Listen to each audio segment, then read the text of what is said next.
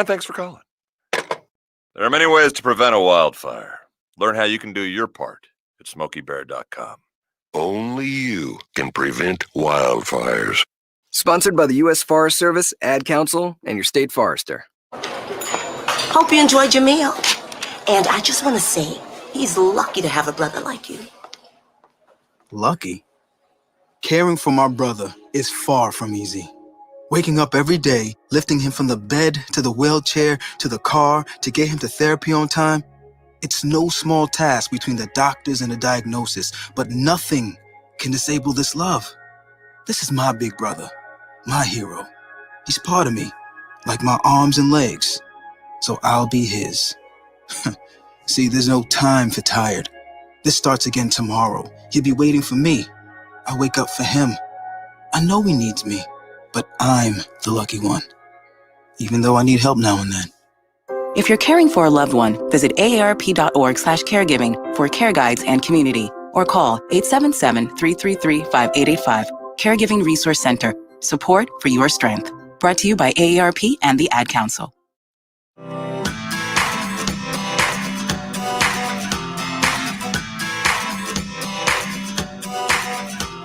People been saying to your friend, get a different face, and posting on their feed, they're super ugly. The things they say to them online are cruel and they're not true. So tell your friend, I'll stand up for you. Don't worry, I know what to do. Tell the world I see with an emoji to stop the bullies. Know someone who's being bullied online? Send the witness emoji. It looks like an eye in a speech bubble, and it's in the symbol section near the clocks in your phone. You'll let the world know it isn't cool, and you'll let your friend know you care. Learn more about the witness emoji at eyewitnessbullying.org. Brought to you by the Ad Council. It may be hard to believe, but people just like you are already saving money. FeedThePig.org makes it easy. Their simple savings plan teaches you how to start saving without going overboard. So you don't need to mooch off your friends. You gonna finish that grape? You mean the one in my mouth? You don't need to stop buying the necessities. What you're smelling is a natural musk. Ew. You don't need to be a medical test subject. How do you feel? Mostly okay. Sometimes, though. You don't need to get a second job as a stuntman. We need a new stuntman. Let's break for lunch. You just need an internet connection. Don't get left behind. Start your personal savings plan with the tips and tools on feedthepig.org. That way, you don't need to sell your soul to the devil. $15 is the best I can do. All right, deal. Brought to you by the American Institute of CPAs and the Ad Council. When is the best time to talk to your family about staying in touch during a disaster? When floodwaters reach your door? When wildfires are engulfing the edge of your neighborhood? Or an earthquake is destroying buildings? When a tornado is tearing through town? Or a hurricane strikes? Or is the best time perhaps today? During a disaster, you may not be able to stay in touch with your family or friends as easily as you think. And it's not always as simple as using your cell phone. That's why now is the time to take action. Go to ready.gov/communicate and make your emergency plan today. Don't wait. Communicate. Brought to you by FEMA and the Ad Council. This is Mario Andretti. You know me as a race car driver, but I'm also a Meals on Wheels volunteer. I've raced against the sport's biggest personalities, but I've never met more vibrant, amazing people than the seniors served by Meals on Wheels. As a volunteer, you deliver a hot, nutritious meal and a friendly hello to someone just like your mother, grandfather, or next-door neighbor. These seniors are inspiring people with incredible stories to share, and they love to see you. The smiles you get back are priceless. Delivering with Meals on Wheels is easy, and you don't have to drive like me for it to be quick. You can volunteer your lunch break once a week or just once a month. With 1 in 6 seniors facing hunger and many more living in isolation, your lunch break can make a real difference. So, America, let's do lunch. Volunteer your lunch break at americaletsdolunch.org. This message brought to you by Meals on Wheels America and the Ad Council. Okay, Simon, what are you wearing right now? Nothing. That's right. And what do people normally wear? Clothes. Exactly. So now Mommy's going to teach you how to dress yourself. Clothes keep us warm, they look good, and if we go out without them, the neighbors will talk. So it's important to know how to get dressed. Here's how it's done. Underwear always comes first, name tag at the back, then pants, then shirt. Get the first button in the right hole or you have to start all over. If you're wearing a tie, it goes over, round, round, through, and pull tight. Tuck your shirt into your pants and zip up your fly. Socks going first, then shoes right on right, left on left. With shoelaces, just take the ends, cross them over, switch the loops. The rabbit goes down the hole, pull tight, and you're left with bunny ears. I love bunnies. Good to know. Now remember, spots don't go with stripes, socks don't go with sandals, and if you've tucked in your shirt, wear a belt. Got it? Why are your pants on your head? Most parenting is hard to do in just 2 minutes. But spending just 2 minutes twice a day making sure they brush their teeth is easier and could help save them from a lifetime of tooth pain. For fun 2-minute videos to watch while brushing, visit 2min2x.org. That's 2min2x.org. A message from the Partnership for Healthy Mouths, Healthy Lives, and the Ad Council. So you see, son, good manners are very, very important. Someday, many years from now, when you're a grown-up, you'll be a man. And when you are, you should be a gentleman. Do you want me to go through it one more time? Yes. Yes, please. Yes, please. Exactly. Always say please, thank you, you're welcome, and excuse me. Sit up straight, hold doors open for ladies. If a door's shut, then knock first. Don't burp, don't swear, don't speak with your mouth full, don't reach across people's plates, keep your elbows off the table. What table? And don't interrupt. While we're at it, don't stare, don't use foul language, don't call people names, but do remember people's names. Always share your toys, play nice, and cover your mouth when you cough or sneeze. On the bus, give up your seat to anyone who has trouble standing. Bottom line, treat others the way you'd like to be treated. Got it? Got it. And stop picking your nose. Most parenting is hard to do in just 2 minutes. But spending just 2 minutes twice a day making sure they brush their teeth is easier and could help save them from a lifetime of tooth pain. For fun 2-minute videos to watch while brushing, visit 2min2x.org. That's 2min2x.org. A message from the Partnership for Healthy Mouths, Healthy Lives, and the Ad Council. Hey, there he is. How's it going? I'm having a stroke. Are you going to shake my hand or what? I'm having a stroke. Wow, you're not even moving your arm. I'm having a stroke. Are you okay? I'm having a stroke. Your face looks weird too. I'm having a stroke.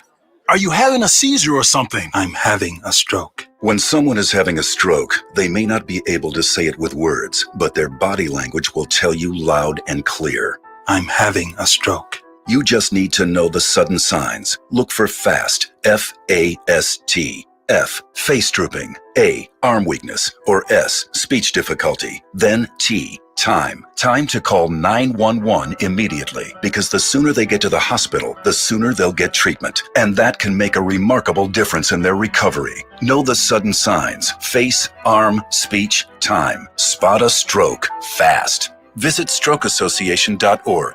Brought to you by the American Stroke Association and the Ad Council. The average time a resume spends on an HR manager's desk is 7 seconds. And most of them are tossed aside. Now imagine if one of those resumes belonged to Yasmin, who was Living in a shelter, juggling 3 jobs. I had to be resilient. That's something that you can't teach. or if that resume was from someone who worked 12-hour shifts at the recycling company with my dad, who's 72. That taught me a work ethic that I carry with me every day. we rely so much on a resume, yet it could never tell the full story of someone. Growing up where I did, a lot of things could have gotten in the way of my goals. But I learned to push through, and that's what I bring to work every day. So maybe it's time we look beyond the resume and look to Grads of Life. Discover new ways to develop great talent that are so much more than what's on paper at gradsoflife.org. This announcement brought to you by Grads of Life and the Ad Council. It's the Worldwide Sports Radio Network. You are now about to witness the strength of street knowledge. Number 70! We're talking about practice. Hello, you play to win the game. The Yankees are champions of baseball. Mr. Gorbachev, tear down this wall. 3, 2, 1,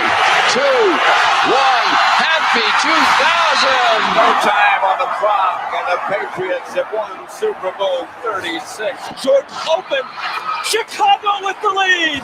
Worldwide Sports Radio Network presents Below the Mic. Hello, Long Island, New York, and around the country. This is Below the Mic. I'm your host, Errol Marks, and my co-host on the other side of the snow, Mr. Speedy Petey. Remember, you can call us at 631-965-4990. You could also go to our website at www.worldwidesportsradio.com. You can also do this if you don't have our app. All you have to do to download our app, you can go to iOS, which is you search the iOS and the application store, WWSRN, or you go to Android and you go to the application store and go to Worldwide Sports Radio Network. Welcome, ladies and gentlemen. It is snowing here in New York. It's bad. We're supposed to get 12 to 13 inches. Speedy is over there at his home doing his simulcast over there, so we have him on the line. What's going on, Speedy? Been busy trying to figure all this out. One of the more complicated shows, but making it work. Because you need to learn how to use your mic. That's what's complicated. That's the problem.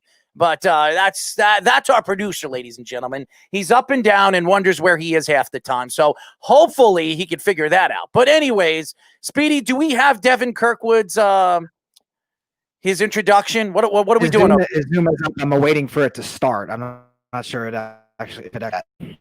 It still looks like they're just getting people in right now for the time being. But we're waiting on it. Hold on. Instead of talking and yapping your mouth, which you do too much of it as it is, okay? Keep your mic away from your face, and maybe it'll sound a little bit better where the sound won't be on top of you. Okay, so there's something that you can learn as a producer. Anyways, at 6:30, we'll be talking to Gabriel Rubio, Notre Dame's defensive tackle recruit. So I'm looking forward to that interview. Seems like it's going to be a very, very good interview. Are we all ready and set up for Gabriel? Gabriel is good to go. Yes, we're just waiting on Devin right now. Again, keep the mic away from your face. Wow. How many times do I have to tell Speedy? Do you have a table that you could put your mic on? That would be smart. No, you don't. Well, unfortunately, Speedy, you need to use your brain a little bit. Anyways, we have a great show lined up for you guys. We're going to talk a little bit about week 14 or week 13. It's week 14, right? I think it's week 14. So we'll have week 14. We'll talk a little bit. Week 14 was last week. Week 15. Week 15. I'm sorry. You see, that's how flabbergasted I am. I'm sitting across you, and you need to learn how to use your mic. And I'm worried about you speaking into your mic. But anyways, we have Devin Kirkwood's. What do we have with Devin? Why don't you speak instead of having your mic up your ass? All right. So Devin's introduction to his signing day will be occurring in just a bit. I'm just awaiting when it's actually going to start. And you're the one. Hold on 1 second. And you're the one that was rushing me to get on as soon as possible. And we still don't have it up and running over there. Is that what you're trying to tell me? Yeah, we're just waiting for it to start. Are you alive? Speedy, why are you so slow over there? Is there something going on with your computer? I'm waiting for it. I pay attention to it. Oh my God, you make me really annoyed. Anyways, I will say this: we're not going to do our sports and entertainment news today because there's just so much going on here in New York. I didn't expect it to be 12 or 13 inches today. We got a notice over there at the hospital where I work during the day. It's absolutely bad right now. I think we have already 2 or 3 inches on the ground. So before we get Devin Kirkwood on the show, because we're gonna have his what do we call this? What do we have him on for, Speedy? What are we doing right now? What are we waiting for him for? National Signing Day. He's making his announcement of where he is. Day. Wow, Speedy, you're so smart. Again, keep your mic away from your face. Jesus. Anyways, we're going to have Devin on the show, National Signing Day. Devin, who's been a big friend of the show, and I love him. I think he's very kind and collective, very, very nice, and very, very funny, by the way. We're going to get him on the show in a couple of weeks. We're going to talk about why he decided to do National Signing Day for a second time. He was supposed to go to UCLA. Now there's stories coming out that it could be UCLA again, or it could be USC now. So it's going to be very, very intriguing, very, very interesting moving forward on where Devin Kirkwood is going. He is the #1 cornerback prospect going into this recruiting class in 2021. So this guy's going to be a superstar, and I'm very intrigued and very interested to see where he is going to be heading. But by the way, I want to give a shout out to Cleveland Dash. He is saying it's snowing a lot out here, buddy. And then CJ Desimone, who's in Florida right now, Tampa, Florida, enjoying the sun. Be careful out there, boys. And then CJ says, poor Speedy. There is no poor Speedy. Speedy is a producer who probably doesn't know his ass from his tailbone. So that's just my thoughts to it. And why, Speedy? This is my question to you. Having the opportunity to set up before the show, why don't you have, being that you're at home, you're not in the studio, why don't you have a desk or something to put your mic on so you can actually talk on where it's not sitting in front of your face? Let's hear your answer to that. I don't have a stand, so it'll just fall over. So you don't have a table at all in your house. Is that what you're telling me? A mic stand. You don't need a mic stand. You need a table. You have a mic stand. It's sitting right there. The mic has a stand. What are you talking about? Like that? You want me? I'm holding it on my desk. Yeah. That's all Why do you have to hold it on a desk? Why can't it sit on the desk? Does that make sense to you? Want me to lay it down? Why don't you mute Devin's computer right there? Why don't you mute your computer as far as Devin's bing, bing, bing until the show and until the thing goes on with a draft? Until his signing thing goes on. Why do we have it on right now? Why do we have it on? It's making too much noise in the background. Anyways, again at 6:30, we're going to have Gabriel Rubio, who actually is a defensive tackle recruit for Notre Dame. Nice kid. I'm looking forward to the interview. Shout out to Jillian for getting him online. I knew this was going to be a problem, you being over there. That's why you should have came to the studio and not complain, because you have to go home and go to sleep. That's what you need. You need to lay in your nice little bed. I'm sure Gabriel is probably listening to this, and what am I getting myself into? Anyways, I do want to get into this James Harden saga before we get this whole Devin Kirkwood signing day over and done with, because I'd like to know where he is going, where he's heading, because like I said, we become very, very close friends since we interviewed him a couple of months ago. Nice kid. James Harden has, this whole situation right now with the Houston Rockets has been a standstill. He was training over there in California and Arizona. That's what I was hearing. And he didn't show up on time for the first couple of practices in preseason, and a lot of problems because of the whole situation with the Nets, and thinking that he can push himself out of Houston to go to the Brooklyn Nets. Obviously, with Kevin Durant there and Kyrie Irving, they have a chance to win a championship this year. They're probably missing one or possibly two pieces where they can be a competitive team. Now the Pelicans are very intrigued on trying to make a move for James Harden. Now, they have Brandon Ingram, and they have a bunch of good young players right now in New Orleans, where they can get a guy like James Harden. Now, is James Harden the final piece that can put the Pelicans over the top? I would say no. I really don't think James Harden is going to change that team for the absolute better. But I will say this, James Harden, and I hate the NBA, and this is one of the reasons why I absolutely am disgusted about the NBA, because these players think that they can push themselves out wherever they want to go, because the NBA is all about superstars. And that's been a huge problem with the NBA for the last 10 years, 12 years, ever since LeBron James really pushed himself out of Cleveland to go to Miami and to make a super team with Dwayne Wade and Chris Bosh. It's really changed. The NBA has completely changed. Now, some people would say it was the Celtics. The Celtics were the first team to do that with Kevin Garnett, Ray Allen, and Paul Pierce. And I would say they would be the first super team that was built to win a championship. But LeBron James really changed everything for the NBA when he decided to pick up and leave his hometown to go over there to Miami and win two titles over there in Miami with Dwayne Wade.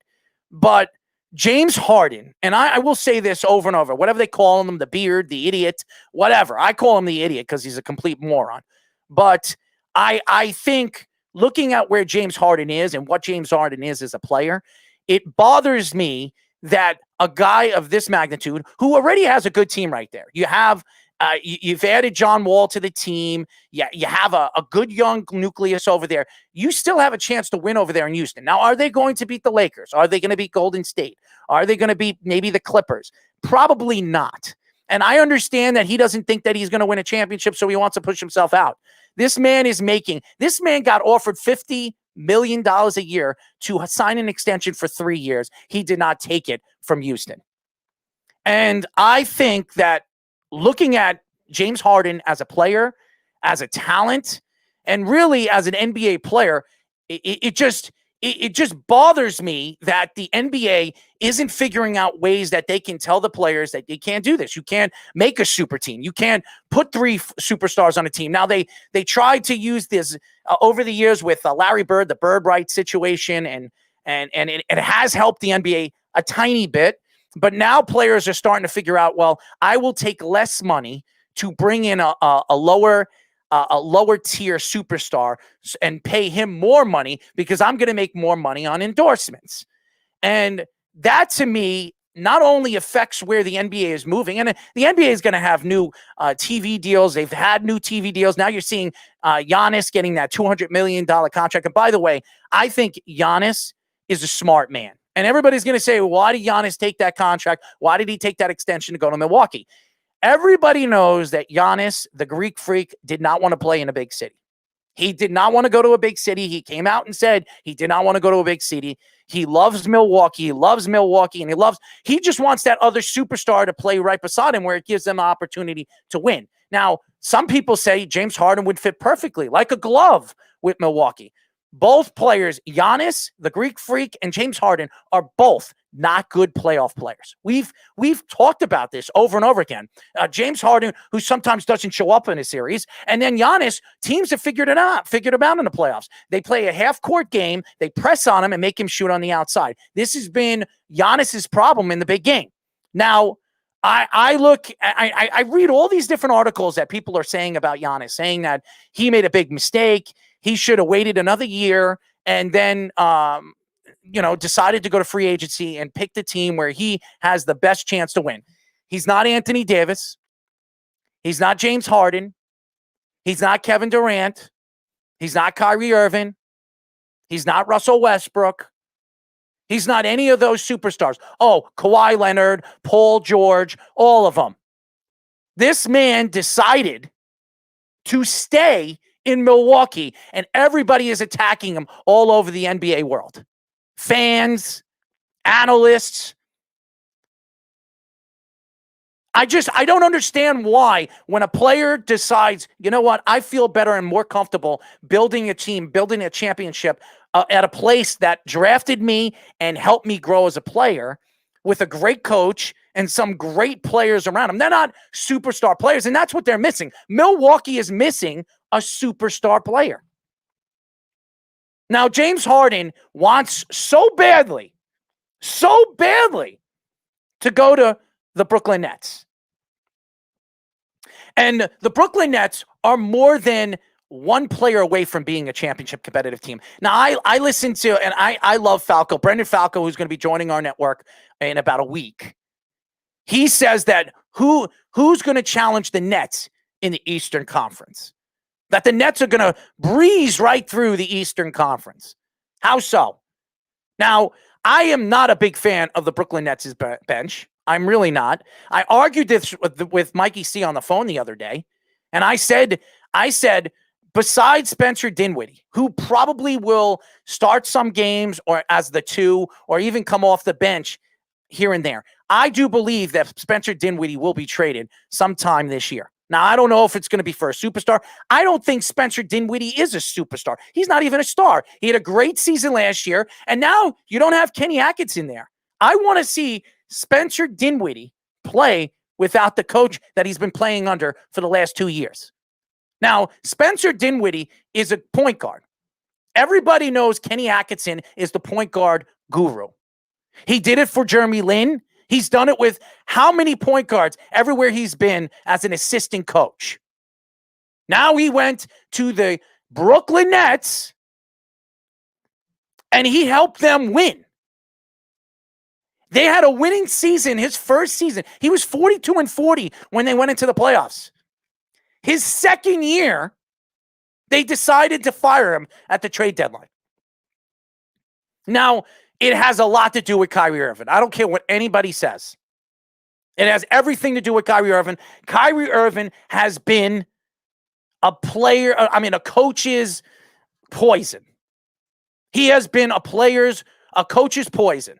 Kyrie Irving, who thinks the earth is flat, and I think his brain is flat, because this man has been such a cancer for so many organizations. He was a cancer for Cleveland. Then all of a sudden, after he wins a title with LeBron James, he goes to the Celtics because he wants to win and he wants to be a leader of a team for his own self. He screwed up the Celtics, screwed them up. He gets hurt. He's out. And the Celtics go all the way to the Eastern Conference Championship. Tatum, who's one of the best prestige young players in the NBA, he didn't really develop. He couldn't develop until Kyrie Irving was off the team. Then he gets traded. I'm sorry, he doesn't get traded. He signs with the Brooklyn Nets and drags Kevin Durant there. Now, I believe Kevin Durant wanted to be a Knick. I do believe it. The Knicks didn't want to give him a contract. After coming off an Achilles injury of that magnitude, we saw Kobe Bryant over the years. When he tore his Achilles, he wasn't the same player. We've seen players tear their Achilles in basketball. They're never the same player. Now, I'm not saying Kevin Durant is not going to be the same player because he's a shooter. Kobe Bryant was an athletic beast. The guy loved to go to the rim. He was a good shooter, but he wasn't a real three-point shooter. Everybody keeps talking about Kobe Bryant. He was a great three-point shooter. No, he wasn't. He was a 35% three-point shooter. Kevin Durant is almost a 40% three-point shooter. Most of his points come from the outside, 17, 18, 20-foot jumpers. I look right now at the Brooklyn Nets. And I'm Carl, I'm trying to look at you. I'm looking at other screens, so I know I'm going back and forth at looking at the screen. I'm hosting a show. Speedy is not in the studio, so I'm really doing everything here. Karis LeVert. Karis LeVert is a good player. Karis LeVert has not been healthy one full season yet in his career. He's been in the NBA for 4 years. 4 years. And the man has never been or has played a full season in his career. So bringing up Karis LeVert, when he does play, he's a sensational player. But let's see Karis LeVert when he plays on a good team. Let's see Karis LeVert if he could actually play 70 games out of an 82-game season. Then we could talk about how good he is. Right now, I think the NBA is a joke. I've always thought the NBA was a joke. Now, I love Adam Silver. I think he's the best commissioner in professional sports.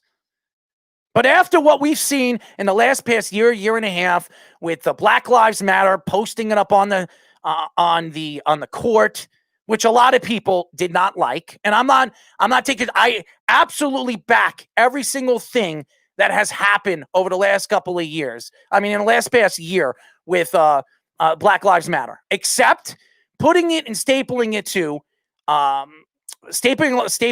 a basketball court. The NFL didn't do that. The NHL didn't do that. The only organization that did that in professional sports was the NBA.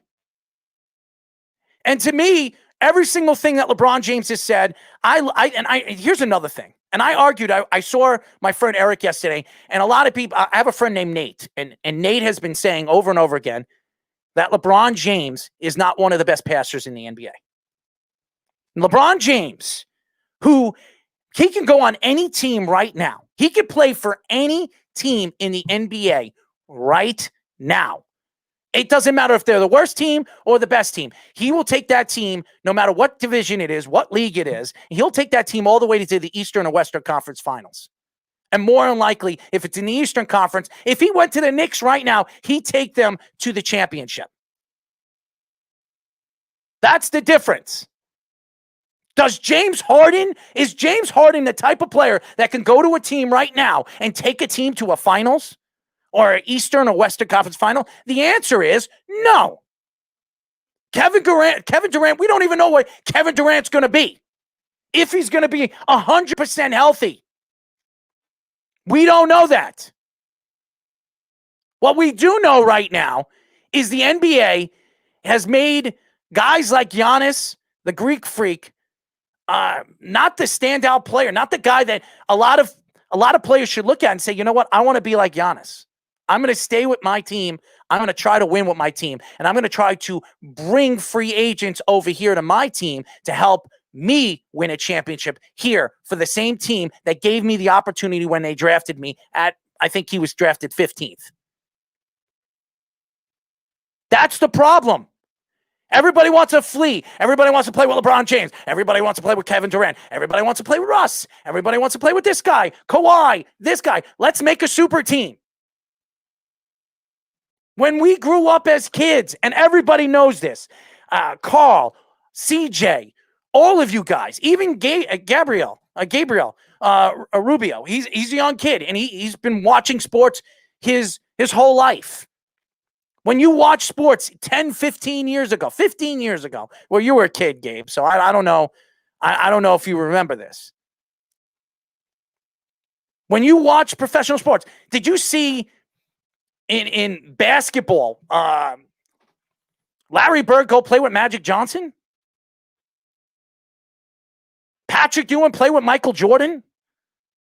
Charles Barkley play with Michael Jordan? They're best friends.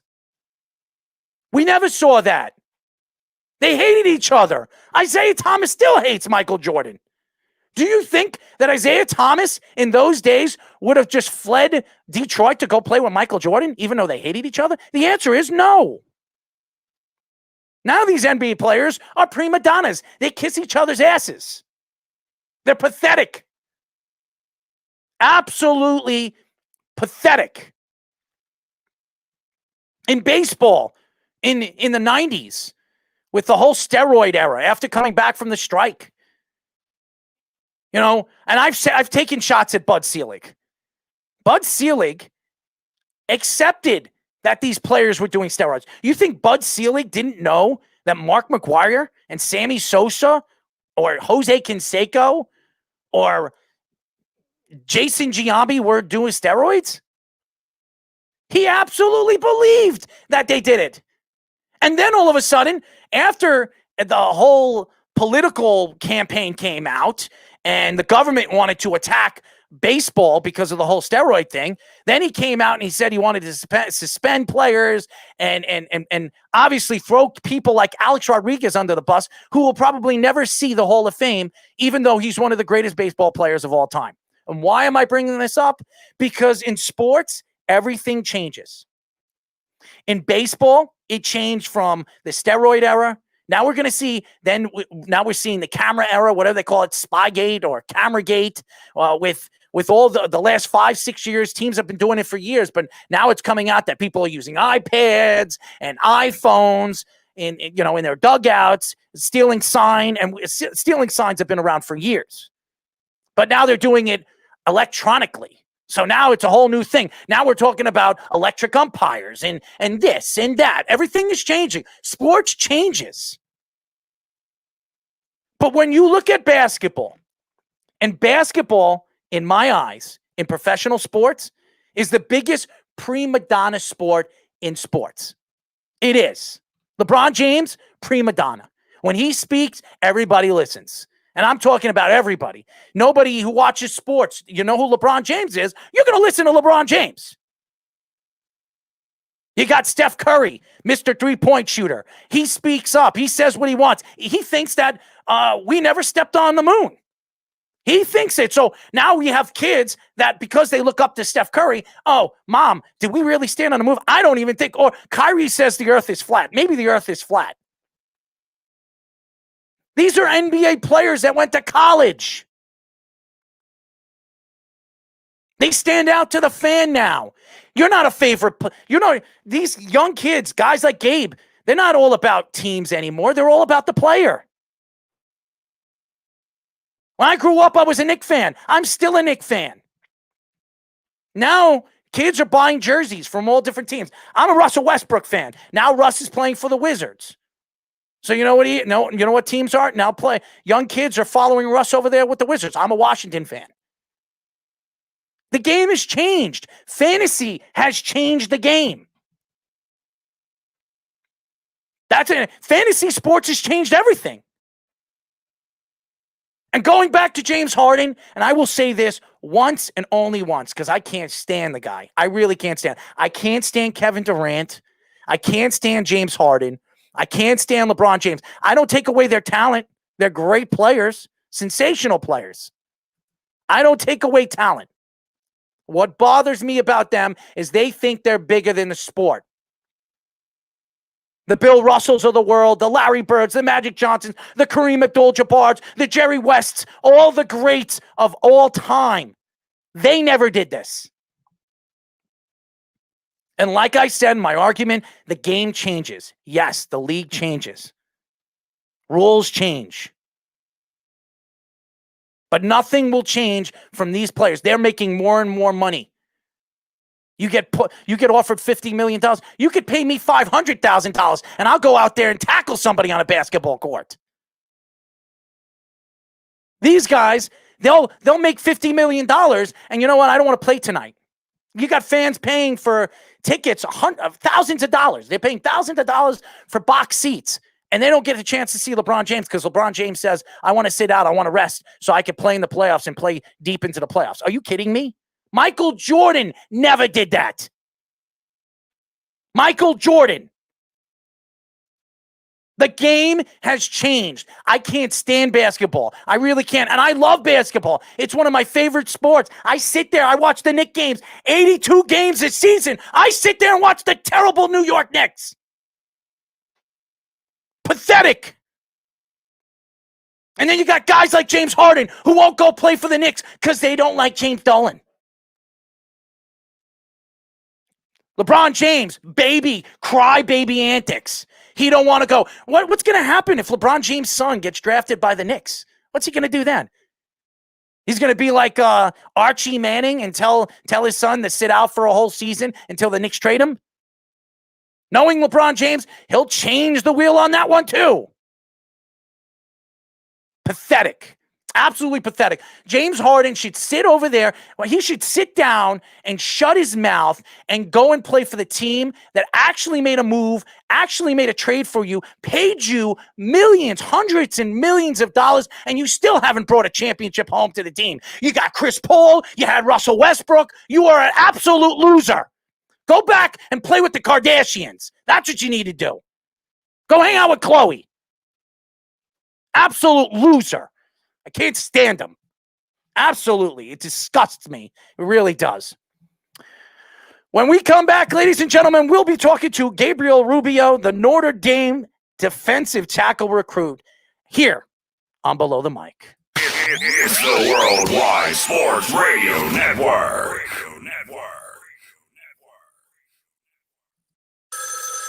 Ranger Station, Ranger speaking. Hi, I'd like to report a bear hug. Uh-huh, okay.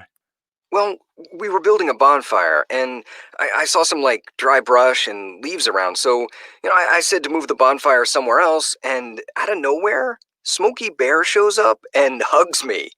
So you noticed some wildfire hazards and moved your bonfire to a safer location. Yeah. Yeah, that's Smokey, all right. He likes it when people help prevent wildfires. It hits him close to home. Not everybody gets the hug, my friend. So that's pretty special to get a hug from Smokey Bear. So it was him. Hey, guys, I told you it was Smokey. Okay, well, congratulations, my friend. And thanks for calling. There are many ways to prevent a wildfire. Learn how you can do your part at SmokeyBear.com. Only you can prevent wildfires.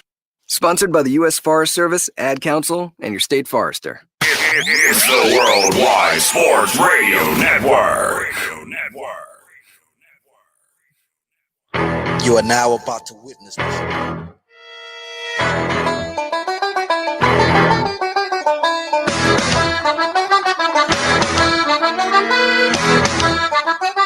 Well.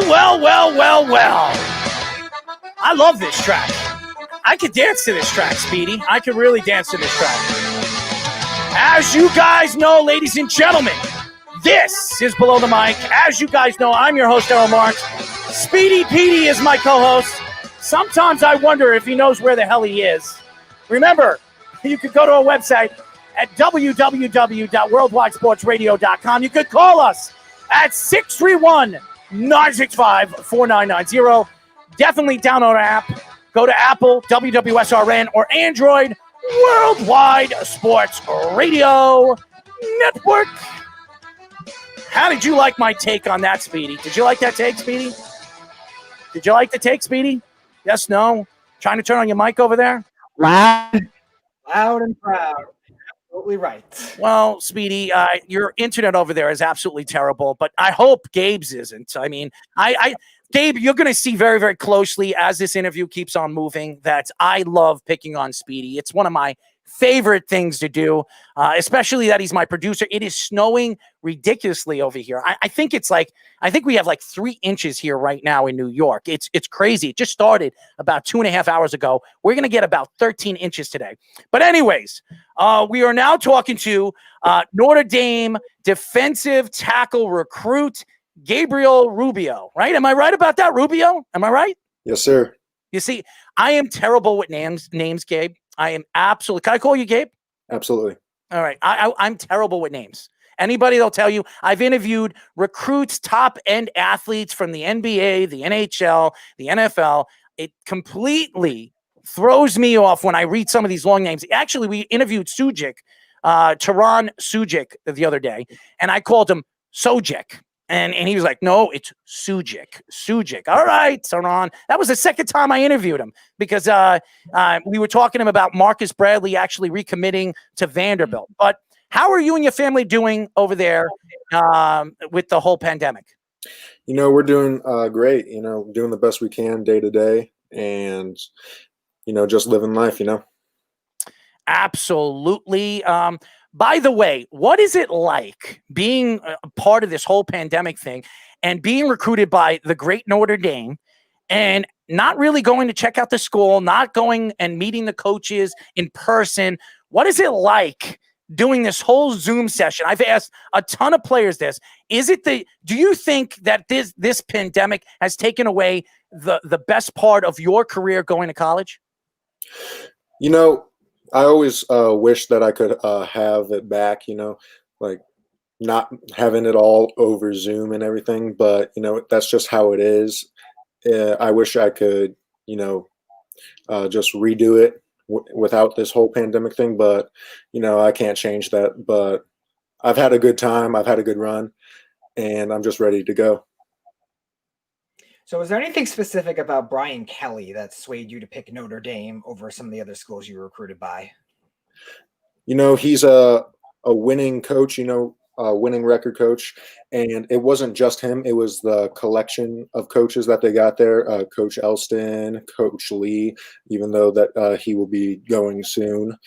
But it's just the collection of the guys, the players as well. They have that brotherhood type situation that I've always been looking for in a college. And, I just thought that it was a perfect fit. As you guys know, we are talking to defensive tackle recruit for Notre Dame, Gabriel Rubio. Gabe, now I watched the movie Rudy. Okay, that was the movie when I grew up. The football movie that I absolutely loved growing up was Rudy. Now I actually came out recently that the Rudy story was completely wrong. I'm not going to say who said that, but it is definitely. Did we lose Gabe? Did we lose Gabe for a second? We might have lost Gabe. Speedy, what's going on over there? Did we lose him? We lost both of them. Oh, we lost Gabe and Speedy over there. Speedy, what's going on with Gabe over there? Speedy, are you alive? He came out. Why don't you pull your mic out? You need to work on your mic. Pull your mic out and just use the computer because your mic stinks. It stinks. Doesn't work on your computer. Pull it out and just use the computer sound because it's terrible. All right. I will work on it because Mr. Producer doesn't know how to use it. Okay. Ladies and gentlemen, the great Speedy Petey. Oh my God. We'll get Gabe back on. I want to apologize to all the fans. Hopefully, Speedy, get Gabe back on. text him, get a hold of him. As you guys know, what happened with Devin Kirkwood anyways? What happened with him? I don't hear you. Your mic is off. Mr. Broadcaster Producer, your mic is off. Yeah. Devin's feed on the Zoom was it was not a good signal, so it wouldn't let me share it, unfortunately. The signal of where he was outside. I guess maybe that contributed, maybe with the 97 people in the feed, so I could not share it at all for what he was doing. It sounded like he was speaking, but I couldn't really hear anything. So. Instead of talking, do we know where I couldn't hear it. All right. I'll look it up on the next break, but All right. Are we going to get Gabe back on or what? I just told him to get back on ASAP. His computer, it only works in the charger, so it must have came out. That's what happened earlier. But he's trying to get on as soon as he possibly can. How wonderful. Anyways, going back, I want to do before we get back with Gabe. I do want to bring this up, and this is something that really. By the way, what does this say? We got him. We got him. Yeah. Sorry about that. That's all right, man. We understand. I mean, you're a lot smarter with your equipment than Speedy is. He's my producer, so that's something to say. By the way, we're talking to Notre Dame defensive tackle recruit Gabriel Rubio. Now, Gabe, the defensive tackle position. We've interviewed a lot of defensive tackles over the last couple of weeks and top recruits. When you look at the defensive tackle position, and we talk about the nose tackle, the linebackers, do you think the defensive tackle now is the best defensive position when it comes to transitioning from college football to the NFL? Absolutely. A bunch of guys get recruited for the defensive tackle position, but it's also important to have guys who can play effectively interiorly, because it's a mixture of, pass rush, knowing when to pass rush and knowing when it's a run. So you have to be able to read a lot more quicker. And, just having the reaction time to be able to do that is on a whole nother level, or so I'm told, But that's probably one of the main reasons why I think that defensive tackles, nose guards specifically have it a little bit rougher than the DNs. Also, DNs have a little more space to work with, while defensive tackles and nose guards are basically right in the face of the O-lineman. So you actually brought up a good point with the defensive tackles, how valuable they have become. And analytics and next-gen stats have really favored a lot of those guys, making a big difference in today's game. And we've seen a lot more picked in the first round, early in the first round than ever before. Besides Ndamukong Suh and Gerald McCoy, we never really saw top 5, top 10 defensive tackles until recently. Now we saw Quentin Williams and Oliver, guys like that. Do you think this is a trend that will continue as with the analytics in the game? Yeah, you know how the NFL trends go. They pick up new players every year depending on their needs, right?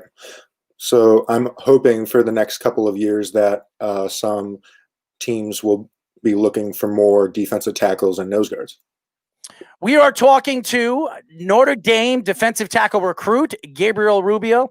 Now, Gabe, I love watching defensive players play, especially the linebacker position. Now, you look at yourself as a defensive tackle. I see you're a big man. You're what, 6'4", 6'5", almost 280 pounds, 270 pounds. You're big, you're strong, right? How big are you?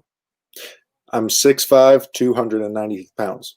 98 pounds. Now, we've seen a lot of players transition from the defensive tackle position to a defensive end. We've also seen defensive tackles turn into linebackers. Do you see yourself as a transitional type of player?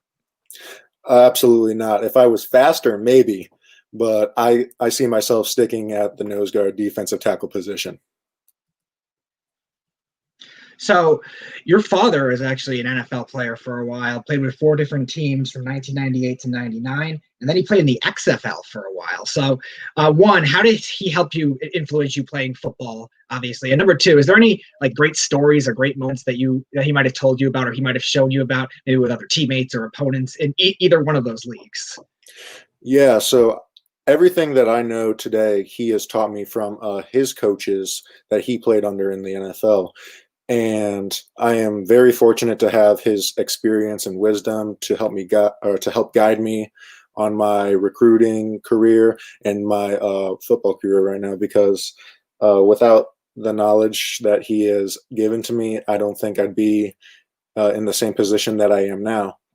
And some other stories that he's told me, like one really fun one that I'll always remember is that I think it was during a game, he got the wind knocked out of him while their team was on I think the 10, or it was in the red zone.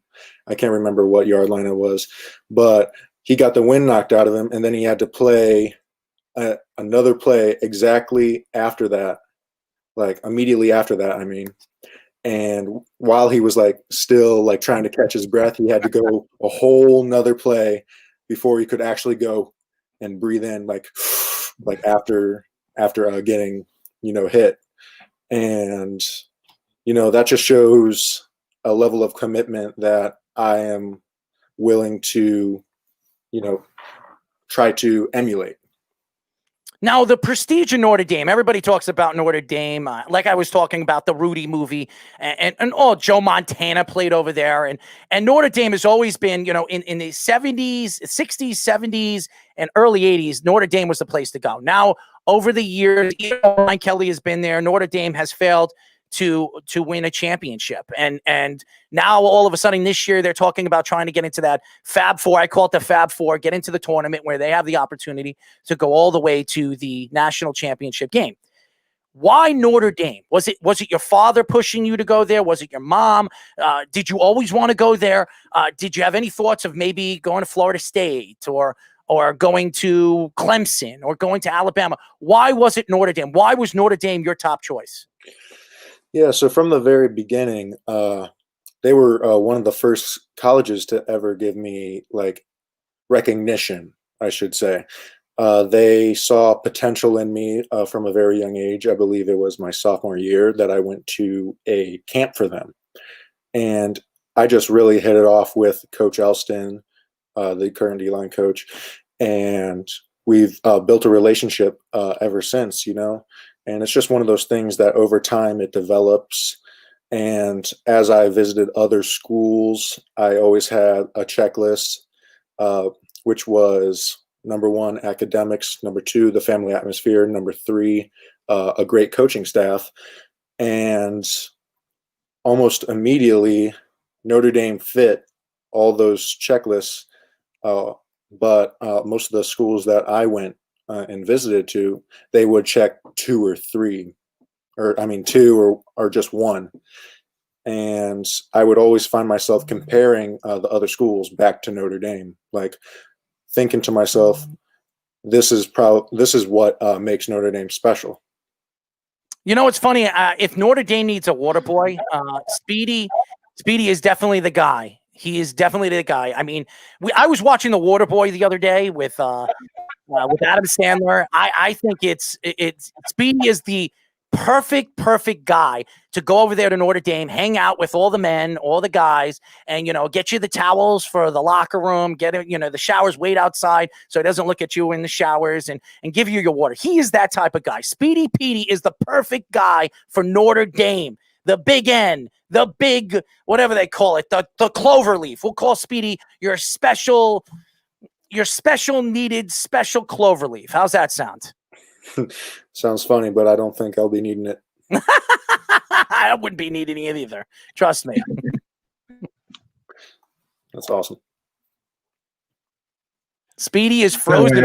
I would not be that epic if I was a water boy. No, I'm back. I would never be that epic if I was a water boy. You look like Adam Sandler from that movie, that's for sure. With your hair the way it is, your beard. I mean, you look like the water boy. Yeah, I just could never be that epic. So, Gabe, Notre Dame made an interesting move this year going into the ACC. They were an independent team for a while. We've seen their other sports play ACC with basketball. Sometimes they play Big Ten with hockey. I think they're formal members of, but they're always independent with football until this year.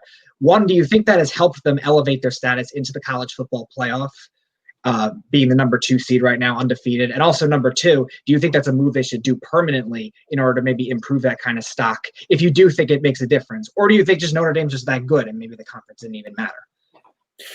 You know, Notre Dame's always been historically independent. I really think it'd be a shame if they change that now, because, you know, being able to play whoever they want on a weekly basis during the season is actually something that most colleges can't do because they're stuck in a conference, right? And they're always playing the same teams. With being independent, you can go year by year and play different teams, and it just adds a whole, you know, thing of variety. But back to your question, I do think that it's pretty helpful, you know, just to know who you're playing against and like expecting certain things are going week by week.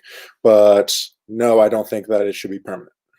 As you guys know, we are talking to defensive tackle recruit from Notre Dame, the great Gabriel Rubio.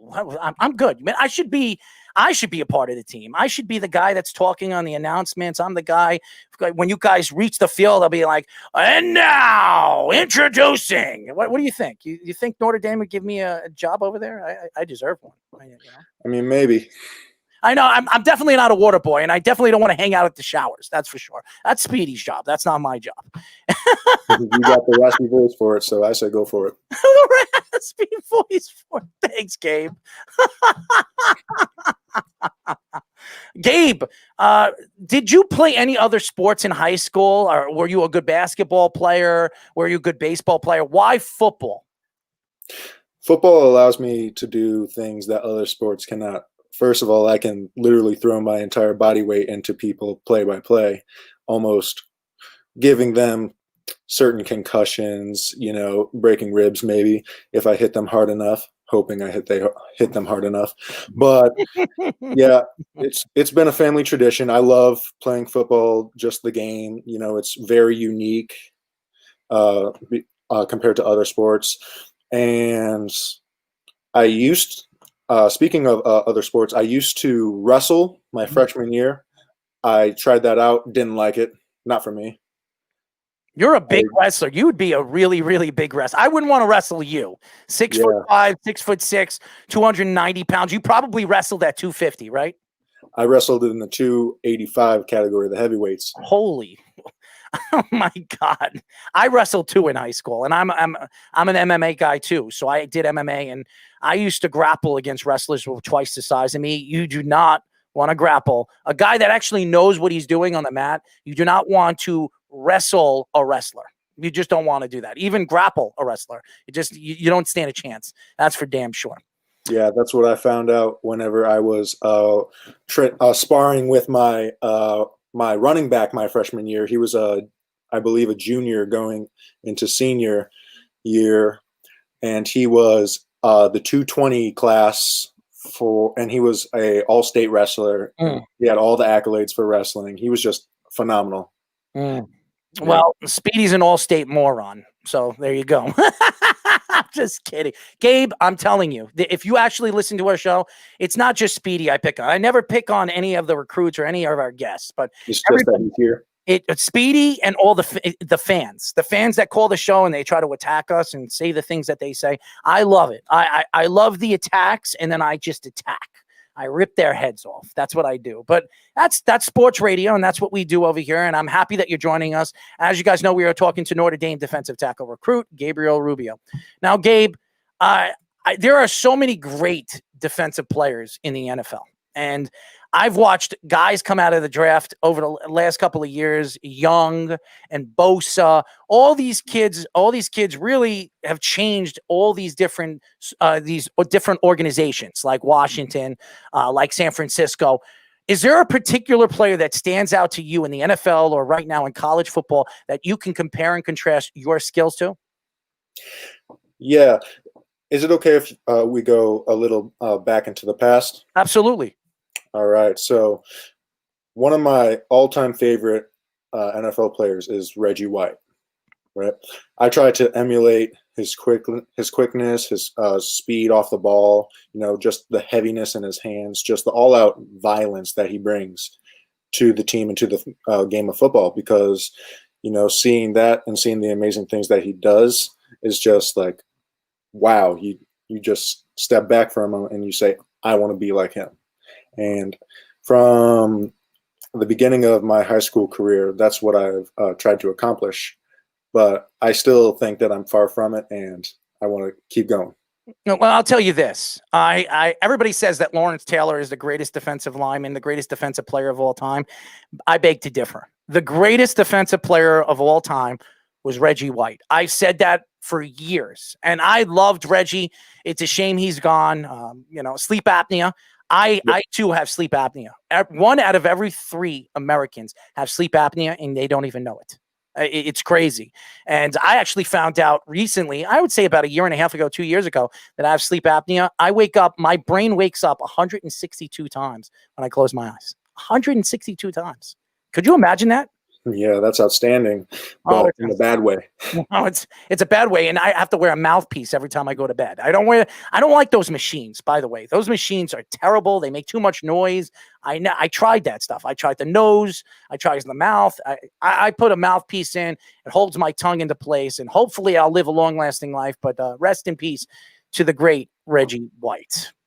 Speedy? All right.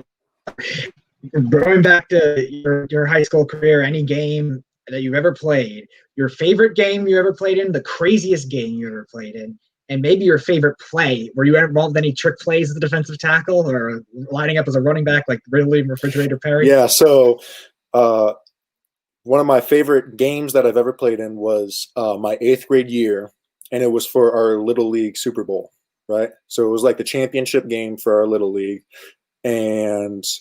or I don't know if it was the 8th grade or 6th grade. It was sometime then. But it was a whiteout blizzard.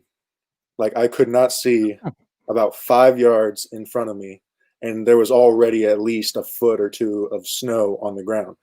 And of course, we played in it. We had tons of fun. And basically, we lost by 3 points because our punter failed to punt the ball. It got blocked, and they ran it down to the 5-yard line, and that really sucked.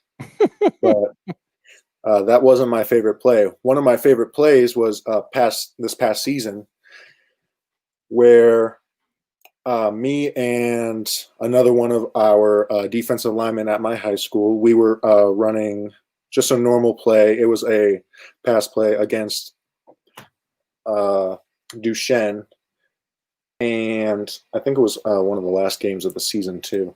That's right, because I just got back from an injury, and we both get off the ball. We both throw a move on our man, and on the film you can see us go and just sandwich the quarterback, like almost perfect timing. We both hit him, and I got whiplash from it. He got he got knocked out, he said, whenever he hit him. And the quarterback didn't play another down, of course. But that was probably one of my favorite plays, ending the season with a bang type thing. Well, I will say this, and before we get into the crazy questions, because I'm sure Jillian told you I like to ask some serious crazy questions. Is there a particular part of your game that really stands out? You say you have heavy hands, and you want to implement your game from Reggie White, and Reggie White did have hard hands. And if anybody has never watched Reggie White, and you weren't even alive to actually have the opportunity to watch him live. That's right. Reggie White was a guy that was just absolutely, I think the best defensive lineman is not necessarily the fast ones. It's the guys that know how to use their hands. That's what it is. The secret to playing on the defensive line is hand checking. Absolutely knowing how to maneuver your body through the guard, maneuver your body through the tackle. That's probably the most difficult part of being a pass rusher. That's why all these guys that were very successful in college, a lot of them weren't successful in the NFL because a lot of them just used really speed and an athletic ability to get to the quarterback in college. In the NFL, you have to have all those. You need speed, you need agility, you need to have you need strength with your hands, and you have to have. And everybody says it. Every single defensive line coach says this. If you don't have good hands and good feet, you'll never succeed in the game. You'll never succeed in the NFL. So, is there a particular part of your game that stands out over everybody else's? Like you said, I use my hands very well, and I have a quick first step. Getting off the ball quickly and being able to engage your man in the snap of your fingers is a great, skill to have, because it gives you the edge on every play. And being able to impose your will through your hands, whether it be pulling, pushing, swimming by, ripping pass, washing, just everything under the sun that you can think of, has to attribute to fast, heavy hands, powerful, and just overall quickness. You can always train that, but like you said, if you don't know what you're doing, then you better learn quick, because you'll fail. Well, Speedy needs to learn quick, because hand checking is not something that he's very good at. There's a lot of things he's not very good at, but hand checking is definitely on the lower part of that skill. All right, so I'm going to ask you 3 crazy questions. After that, I'm going to permit you to ask whatever question you want to me and the great and wonderful water boy over there. Are you ready? All right, let's do it. All right, first question, and I always ask this, the first question of the day is, boxers or briefs, and why? What would you rather wear, boxers or briefs, and why? I always wore boxers because, they're just more comfortable. You like them to hang, is that what you're saying? Yes. Yeah, well, a lot of people don't like that. And again, I say this to you young guys, because when I played high school football, we had there was no such thing as like these jock underwear that they have that you can stick your cups in. They didn't have that. They had jock straps where you had to wear them with really no underwear, because if you wore boxers on them, they crink up your ass and you'd be running around the field and trying to stick your hand in your pants when you wore.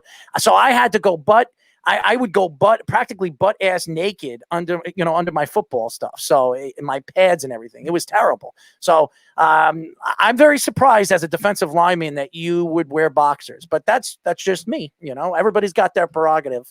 Anyways, second question, favorite snack to eat before a game, and why?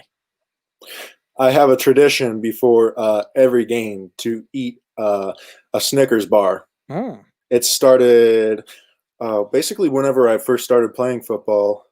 My dad would bring me a Snickers bar, or one of the other coaches would bring me a Snickers bar, and that just sort of became the thing, And that reminds me of one of my other buddies who always ate a Hershey bar before every game, and we just went hand in hand with that.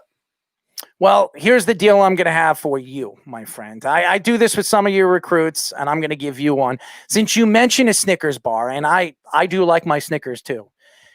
Your first year in 2021, right? That's your first year in the for Notre Dame? Yep. If you start, okay, I don't know if you're going to start, and maybe your second year. If it's not your first year, it'll be your second year. If you get 4 or more sacks in your first season, I will send you a month's supply of Snickers bars. Deal. Now remember, Speedy, you're writing these all down, right, Speedy?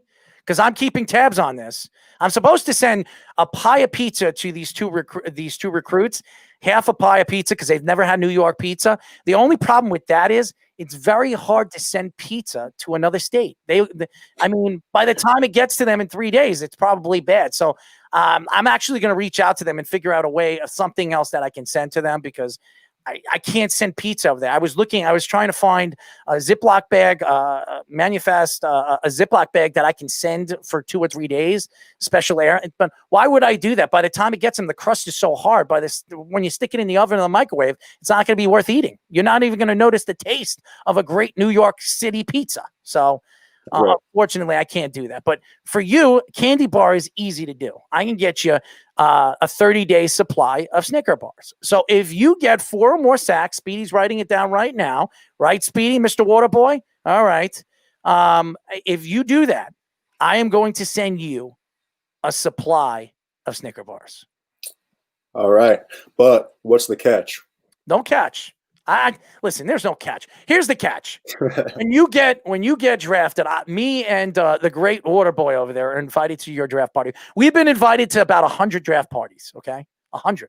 So we're going to go. You know what we're going to do? We're going to jump ship. If it's in New York and the draft, if there's no more COVID or COVID seizes down and all these kids come over here because they want to hear their name and shake that Ginger's ugly noggin, on I say Goodell because I can't stand Roger Goodell. I just can't. I just looking at that ugly noggin makes me sick to my stomach. But I mean, it's everybody's dream to go up there on the stage and put on the hat that drafts them and floss the jersey that has a 0 on it or a 1 and shake the commissioner's hand. So I only wish the best for you guys. And I hope that I'm there to experience that with you guys. And then maybe if you need an agent, you can hire me. I mean, I can work up some magic when it comes to contracts.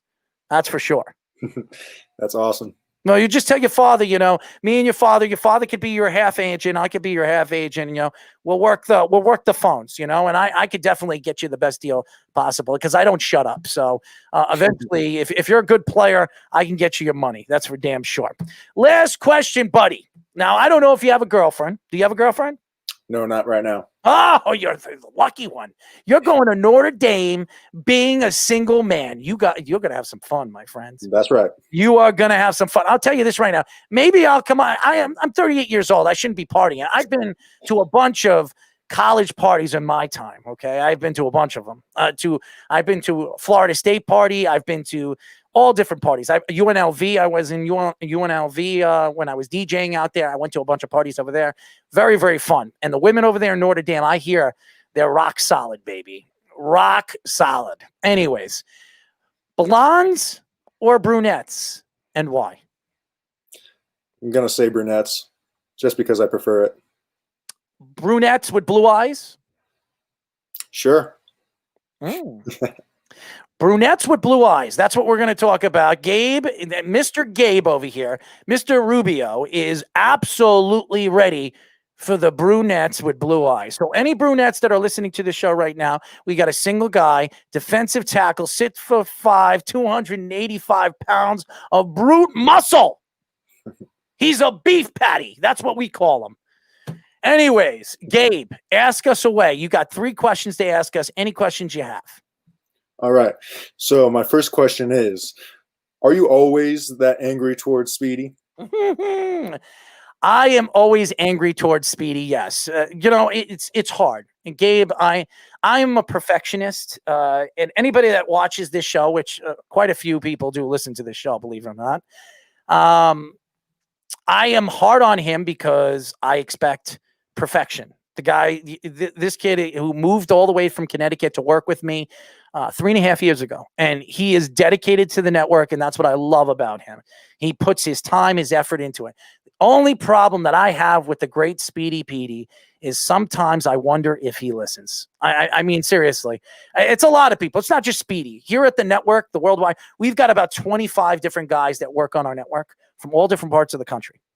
And I talk to all of them. I have a group message, and I have my conference calls with them. And sometimes, even today, we had a show go on our network in Austin. A shout out to Austin. I'm not taking shots at him on live radio, but I'm just going to say the truth. I've been telling him when we go on our live stream to hit the play button so we go live on the audio stream. He hit the record button. He's been hitting the record button for 3 weeks. For 3 weeks, his audio live was not going live on our audio stream. And I didn't even know it. And then he tells me today, after 3 weeks, oh, I thought you had to hit this. You see what I'm talking about, Gabe? I'm going to lose my voice one day. It's not only that I have to sit back and run this shenanigans. I had to see some of my producers just wonder if they have their head up their ass. So, yes, I am hard on Speedy because I expect the best from Speedy. Sounding like my dad. Well, you want to know something? Your father's a smart man. Your father's a smart man because all you have to do, and I believe this, in not just sports, in anything that you do, you want to go out there and do the best at your ability. If you don't go out there and put your best out there, Well, it's just like me. I'm in a couple of weeks, I'm going to be sitting down with WFAN. I don't know if you know who the fan is. They're the godfather of sports radio here in New York. Okay. I'm going to go sit down with executives and pitch my show to WFAN. Now, how am I going to do that? Now, I'm walking in. They don't even know who the hell I am. And if they do know who I am, they don't give a crap who I am. Okay. I got to go out there and I got to sell them who I am as a personality. And I can't hold back on what I say or how I say it. I got to be there and show them that I'm confident about myself. Not an ego, but a person that knows that he can do this job as good as anybody else. So when you go out there on a football field, are you going to go out there and say, I'm a good defensive tackle. I'm not a great defensive tackle. So you gave me a scholarship. I'm going to get my scholarship. I'll run with that, and I'm done. You're not going to do that. You know what you're going to do? You're going to beat the hell out of people on the field. You're going to show Brian Kelly why he gave you that full scholarship. And then you're going to tell the NFL teams and all those first-round teams saying, you know what, I'm a first-round draft pick and kiss my ass and draft me. That's what you're going to do. That's how every single thing I've ever done in my life, I put it 110%. And if you put it 110%, at least if you failed, you say to everybody that you gave it 110%. Absolutely. That's the goal. No, and you will. You will. If you want it bad enough, Gabe, you'll get there, bud. I absolutely believe that. I've talked to all you recruits. And if you're a 4-star recruit, and I don't care what you are, 4-star, 1-star, 2-star, 3-star, 8-star, it doesn't matter what kind of recruit you are.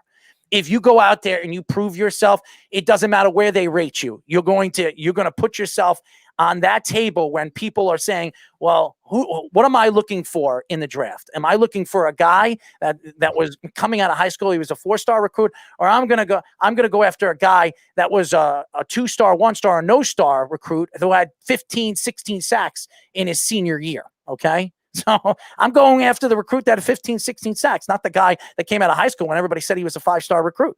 Right or wrong? Right. So there you go. That's my answer to that. Next question. Next question. Do you always rip that hard on James Harden and LeBron James and all them? Or am I just throwing fire or wood onto a fire? No, you never throw wood on a fire with me, okay? Because I like taking shots at everybody. A matter of fact, before the show started, and I was too busy before Speedy was getting everything ready, I was texting on a phone with one of our old personalities named Tyler James, and I hope he's listening to this because he can kiss my ass. We were talking about Baker Mayfield, okay?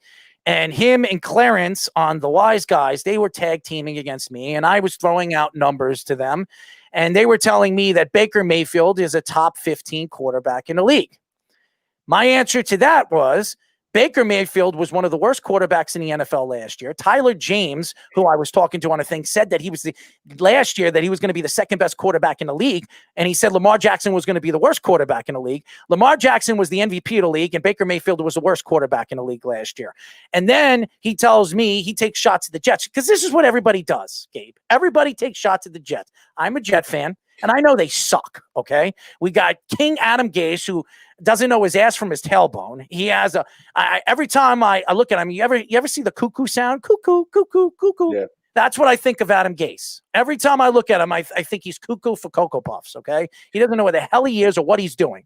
But everybody takes shots at the Jets, that nobody's going to want the Jets job. You know why? Because they're a losing organization. And my answer to that is, they're such a losing organization where they're going to have the number 1 pick in this year's draft, which could add a generational type of talent like Trevor Lawrence, which that is very appeasing to a lot of coaches, getting a quarterback of that skill. They have 9 first 3-round draft picks in the next 2 years, which is the most in the NFL. And they have $98 million to work with in the offseason. Now, out of all the teams, all the bad teams that are going to be looking for coaches, there's going to be probably 8 or 9 of them. Who is more enticing?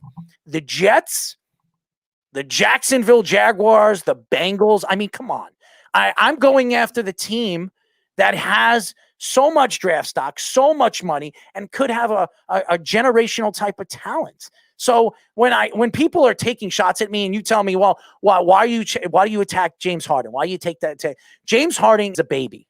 He is an absolute baby. Steph Curry is a baby. LeBron James is a baby. These guys have been making millions and millions of dollars a year playing the game that they love.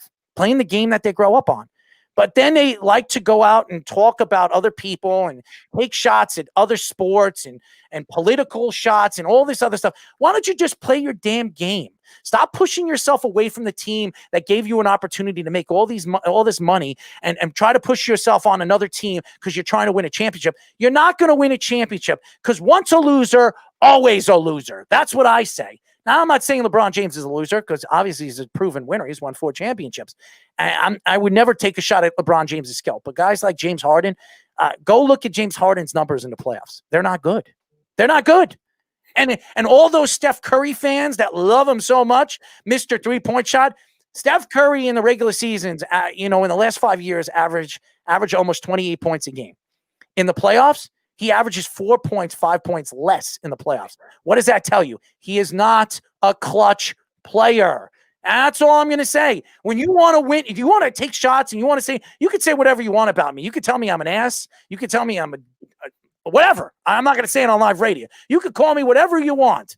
But if you're going to call me what you call me, you got to come up with some reasons why. I can come up with many different reasons why I think James Harden's an idiot. Steph Curry is a moron, and even LeBron James, who thinks he's the greatest thing since sliced bread, it will never be as good as Michael Jordan.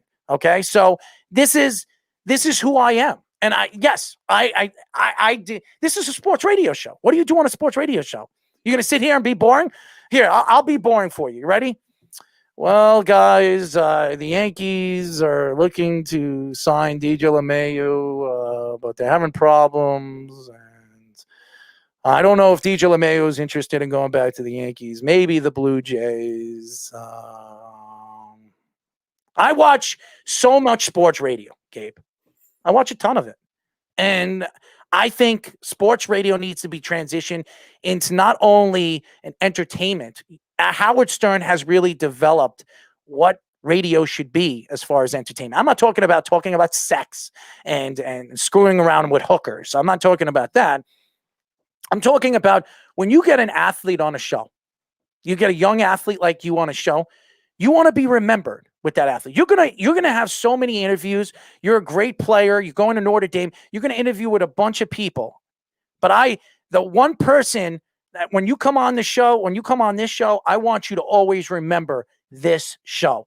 That when I reach out to you 5 years from now, when you're in the NFL and you're a superstar, or I reach out to you 2 years from now or a year from now, and I say, I want you to come back on my show. You're going to say, absolutely. I love working with you. I love the show. I love listening to your your craziness. That's what I want people to remember. I don't want them to remember me as the plain, boring broadcaster. I want them to remember me as the crazy know-it-all, even though I'm not a know-it-all, by the way. I'm just letting you know that. But I like to have fun, and I am who I am. And I want, just like you, when you go out there, I want you to be the best goddamn player you could be. And that's and what does your father tell you? Your father says, don't leave everything out on the field. Does he not tell you that? If you're going to go on the field, leave every single thing out on the field. Don't leave that field. Give your all on that field, because if you don't, you'll always think of that. You'll always tell yourself, I should have given more in that game. So same thing with radio. It doesn't matter how many minutes, how many hours, and I've been on radio for thousands of hours. I've done over 13,000 episodes, 13,000 shows. Okay, all these years, 8 years of doing radio. And I remember my first episode. Well, why? Because I'm the same damn person I was in the beginning, and I'm the same damn person I am right now. Truth be told. Awesome. Gabe, I'll tell you this right now. I want you to come back on the show, and hopefully Speedy will be in the studio. It's not snowing, because I can't stand his mic right now. Just looking at his face. Speedy, when are you getting a haircut?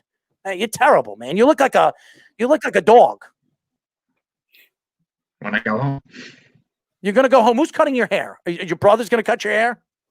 My brother is cutting my hair. Yes. So hold on 1 second. Gabe, this is what I mean about this kid, okay? And this, before we let you go, this is why it throws me off. I have a tremendous barber out here in New York, okay? An awesome barber. Give him a nice haircut. Make him look delicious for all the women, okay? Instead of looking like a dog. He looks like you ever see Lassie, okay? That's what he looks like. He looks like Lassie. So I told Speedy, why don't you get a haircut? You know what he tells me? I'm going home and I'm getting a haircut. I said, you have a barber at home? My brother's cutting your hair. Your brother's cutting my hair? So hold on one second. Your brother's cutting your hair. Is he a barber? He says, no, he cuts my mom's hair. So your mother lets your brother cut her hair, and he's not even a barber. Come on, man. Would you let somebody who never cut hair before cut your hair? I mean, I let my dad cut my hair for like 8 years. Yeah, he is. You know. Look at your hair, man. Your hair, all you got to do is shave it off. You can do a crew cut. I mean, that's all you got to do. Look at that thing. Look at that muff on his head. Look at that muff. I mean, it looks like the Shaggy Dog right there. Look at him. He's smiling. He knows it's true. You see that, Gabe? That's the truth, Gabe. You know, this is, listen, I'm not perfect myself, but, you know, I try to trim around. I trim every place on my body. You know, I got to look good I got to look good, you know? I'm just kidding. Anyways, Gabe, tell the fans how they can find you on social media. So right now, my Twitter and Instagram handle is Gabe Rubio 68 and G Rubio at 68. Well, Gabe, remember our bet, okay? Your first year, if you play a full-time position, defensive tackle position, I expect four sacks or more. 4 sacks or more in your first season. If you don't play a full season at Notre Dame, you have to wait until your junior year. I expect it your junior year. I want to get you on the show in the beginning of the season next year. I want to know a little bit about what you think about Notre Dame football. I want you to tell me some stories about some of the parties you went to, some of the women you hung out with. You know, this is, you know, I'd like to hear some interesting stories. That's what I like, you know. You got it. I can't wait. Well, I will tell you this. You're a good kid. I'm rooting for you, and I hope that in the near future you get drafted to the New York Jets, okay? I want you to come to New York. I'll show you around New York, Long Island, and maybe, you know, in the future, me and you can cut Speedy's hair because it's terrible. I think I could do a good job. I think you could, too. It's better than his brother. I mean, come on. Despite having no experience, you know. Just go in, do it once over. All right, looks good. Well, you want to know something? You're the first Notre Dame recruit I've actually interviewed. So I'm going to remember you, and I'm going to be a fan of you, and I'm going to stay in touch with you. We're going to make sure that we're in touch with you. We really appreciate you joining us. Absolutely. Thank you for having me on. Absolutely. It's a pleasure. It's a pleasure for us, man. And it was a pleasure for you to ask all those great questions, and I gave you as best of my ability and the answers. Yeah, that last one wasn't throwing wood on the fire; it was throwing gasoline on the fire. No, you know, if you want to, yes, I mean, ask Speedy. During the show, I have a little bit of gas. You know, I do. You know, the best thing about my gas is it doesn't smell. So there you go. Ask him. I'm lying. You ask him. I'm not lying. Look at him shake his head. I can do this sometimes. If he's the only person I've ever met. I'm the only person that has heavy gas at certain aspects of the day, and it doesn't smell. So I could fart up a storm, and you won't smell it. So that's the best part of it. It just, you know, the only time I don't fart is when I go into a restaurant. I try to hold it in. If I have to, could you imagine me farting up a storm in a restaurant? Come on, man. That would look terrible. I'd look terrible. But, you know, when I'm in the studio and I'm sitting here in the studio, oh man, I'll let it go. When we're at break or something like that, I just let it go. Speedy, I could probably do the ABCs in farts. You know, I'm very good at it. My brother do it.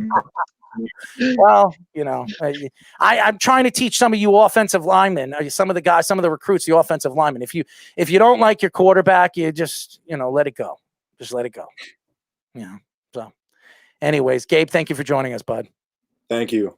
Thank you for having me. Notre Dame defensive tackle recruit Gabriel Rubio. Now, I'll tell you this. I like Gabe. I like him a lot, Speedy. You know what's interesting is when you talk to all these recruits and you get to know them, it's really, really interesting of their, you know, how they grew up. You know, his father played in the NFL. You know what I mean? And he talks about it. You know, he wants to. It's crazy. He says he wants to, you know, kind of mimic the game of Reggie White. You know, and I watched Reggie White live. I actually got a chance to watch Reggie White at the end of his career. When I was in the 80s, I was still young. I was like, what? I started watching football when I was 7 years old. I was 7 when I started watching football. So I was born in 1982, so it was like 88, 89 when I started watching football. It was when the Giants won their second Super Bowl, close to their second Super Bowl. And I'm sorry?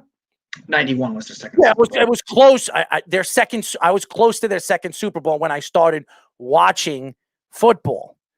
And I remember watching Reggie White, and I really got to know who Reggie White was when he went to the Green Bay Packers and how dominant he was for the couple of years he was over there in Green Bay. Man, oh man, I hope he didn't think I was crazy, man. You know, I'm a little out there, you know. It's definitely a little fresh blood, but that's the way it goes. When we come back, ladies and gentlemen, we will get into week 14 or week 15. Well, week 15 of the NFL. That just shows you how tired I really am. The year just keeps moving forward and forward. We're almost done with this year. Thank God. When we come back, we'll get into the NFL here on Below the Mic. It's the Worldwide Sports Radio Network.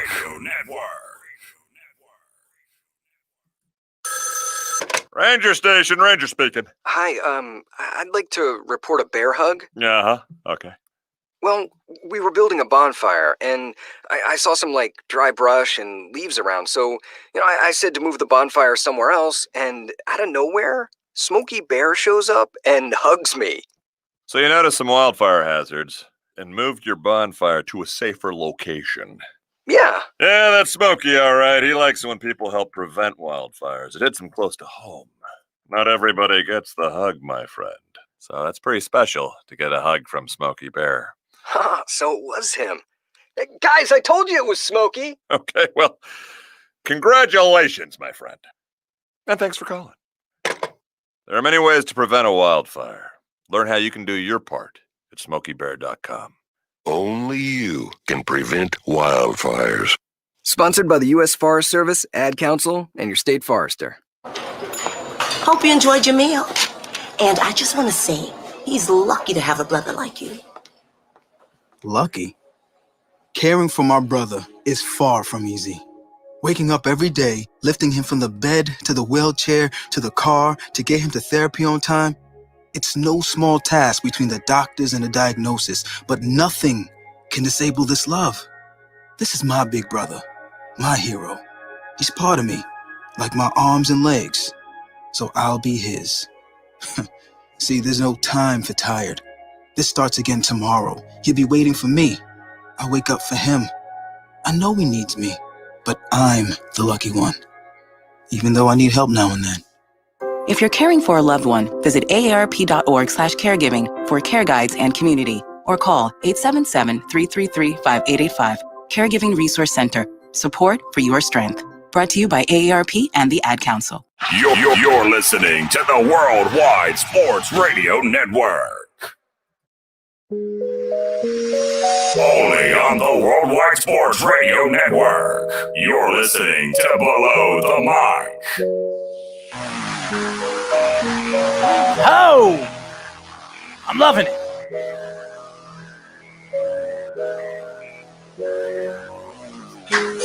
Hey, hey, hey, hey, hey, hey, hey, hey, hey, hey, hey, hey. Speedy is a little boy. Speedy needs to cut his hair. Speedy looks like a little dog. Speedy has no big hair. Speedy doesn't shave his balls.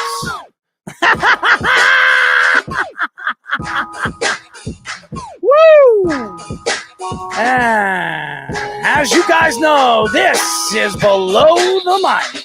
I'm your host, Errol Marks, my co-host, Speedy Petey. Remember, you can call us at 631-965-4990. And remember, ladies and gentlemen, you can go to our website at www.worldwidesportsradio.com. You can go to our app. Yes, our app, ladies and gentlemen. How do you do that? All you got to do is go to iOS, WWSRN, or Android Worldwide Sports Radio Network. It's good. You know, you like that song, Speedy? You like it? Did you like my rhyming over there? Was it cunning? Was it beautiful? I mean, at least you somewhat rhymed, but no, not really beautiful. What, you didn't like the balls part? You didn't like that one? Yeah, overblown. My, overblown? Overblown. What do you mean it's overblown? You say it too much off air. It didn't need to be said on. Well, hold on one second. The fans need to know a little bit more about Speedy Petey. First of all, Speedy has a problem. Over the years, he doesn't understand that if he has a hairy chest or he has certain parts of his body that needs to be trimmed for the great and wonderful women out there, Speedy just doesn't understand that it's a very important part of grabbing a wonderful lady. And Speedy does not do work for me then. And what do you think? What makes you think of that? It will work for you now, buddy. You're with me. I am the king of helping you. So you need to do what you need to do, my friend. So I want to get into week 15. I keep saying week 13, week 14. It's crazy how the weeks just go by and by and by. There is a game that stands out to me. And by the way, this is a game that, and I know everybody, I can't wait until the Saturday games, which is starting this week. It's starting this week, which I'm looking forward. I'm not looking forward to the Bills and the Broncos, but I am looking forward to the Panthers and the Packers. And the Panthers and the Packers is a game that sticks out to me because even though the Panthers are 4-9, Speedy, I think the Panthers could absolutely shock the world and knock off the Green Bay Packers. What do you think about that? I think definitely if Christian McCaffrey plays, you could see that kind of thing. He's currently not practicing at the moment. I don't know if it's a precautionary thing because Green Bay's had trouble stopping the run. But even if he doesn't, Mike Davis has played well in his absence. He played very well last week against Denver, who's a very good run defense. So you could definitely see that kind of thing make a difference. The Panthers, I think, have beaten the Packers the last 2 meetings too, including one that was a big game for them to get in the playoffs last time they made the playoffs in 2017. So I could see that kind of thing happening for sure with the receiving depth they have and that run game with that offense. I want to see Christian McCaffrey play because I think Christian McCaffrey is the most explosive running back in the NFL. He could do everything. Now, I know a lot of people keep talking about Alvin Kamara and even Aaron Jones, who probably is going to flee the Green Bay Packers after the season. He's the big name right now as far as running backs that are going to be available in the offseason. Being that he's small, he's still at the age of 26, 27. I think you could see Aaron Jones have another 2-3 really good years in the NFL. I don't think he's going to get more than $6 or $7 million a season, but I think he's going to be a player that a lot of people are going to be looking at. But I think it's going to be a big game for the Panthers, especially for the quarterback. And I love Teddy Bridgewater. I think Teddy Bridgewater has had even though they're 4-9 and it really doesn't show. And Matt Rule, who has had some good parts of the season where I could say that this guy could be a great coach. And there are, in the last couple of weeks, I think Matt Rule has taken a step back as a head coach. I just don't think the Panthers have gotten better. They've gotten worse. I think it has a lot to do with the quarterback play, the fact that Christian McCaffrey has not played all season long. He's been fighting injury. And that could be for Christian McCaffrey and Saquon Barkley, all you fans out there that are huge Saquon Barkley fans and McCaffrey fans, that could be looked at, as they move forward in their careers and however long they have left of their careers, because they are running backs.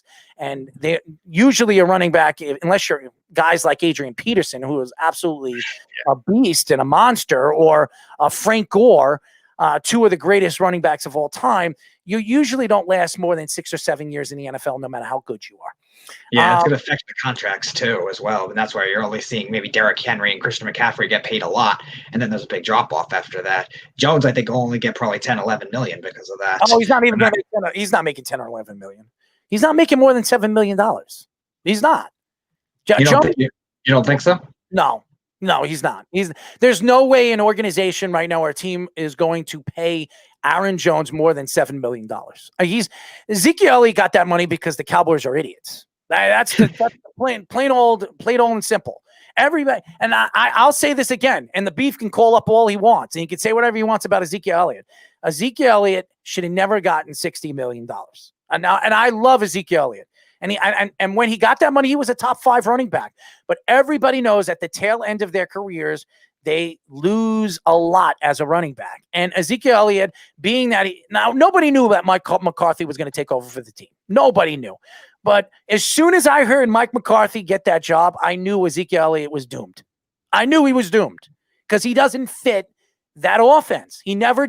No running back has ever fit Mike McCarthy's offense. Now, everybody's going to say, well, why do they fit Andy Reid's? They come from the same tree. The San Francisco 49ers, they played under the same coach. Why is Andy Reid why does Andy Reid find all these running backs that succeed? The Kareem Hunts, What's his kid? This kid's name? I can't pronounce his name, but Edwards-Helaire.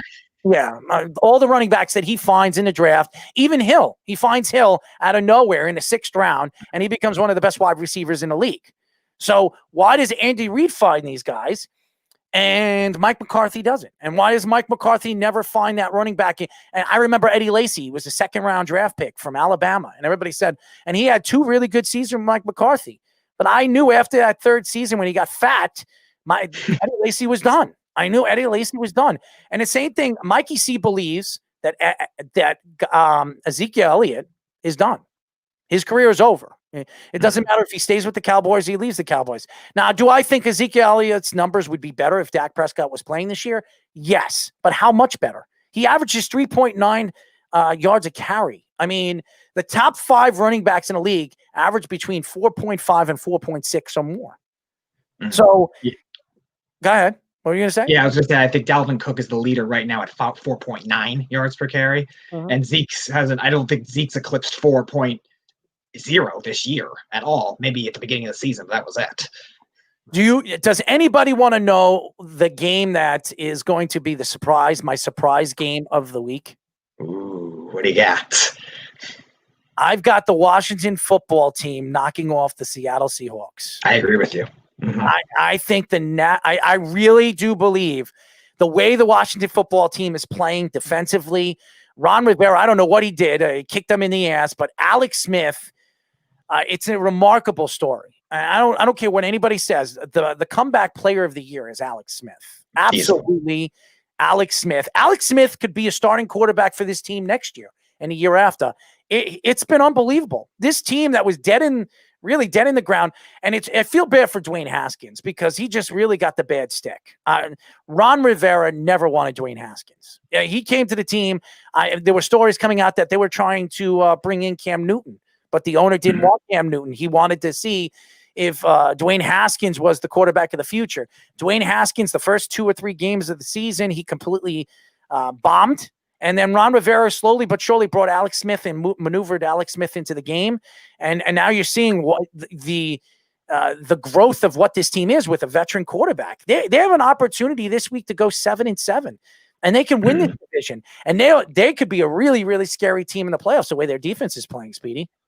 Yeah, I agree with you actually in terms of the upset pick this week, because it's weird because Russell Wilson is always – he's the exception to the rule when it comes to running quarterbacks. He struggles more with interior pressure than other running quarterbacks who normally struggle more with outside pressure. And Washington's got probably the best young defensive tackle duo, and one of the best overall defensive tackle duos in the league. So I could definitely see that kind of thing, them winning with their defense the way they did against the 49ers last week. I could see that kind of thing taking over too. And even though Washington's offense has been up and down so far this year, Seattle's defense we know has been terrible all year. And Alex Smith has still played very well, even against good defenses too.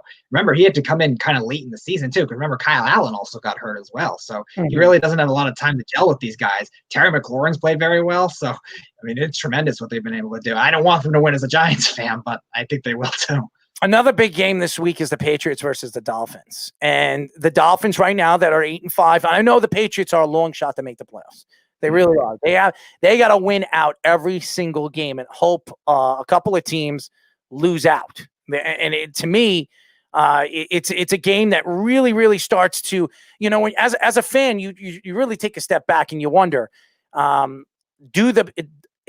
looking at the Patriots, being that they play the Jets the final game of the season, if the Patriots if the Patriots completely die out for the last 2 or 3 games, do they not play certain starters and give the Jets a chance to win in week 17? And that a lot of Jet fans are worried that that's what's going to happen.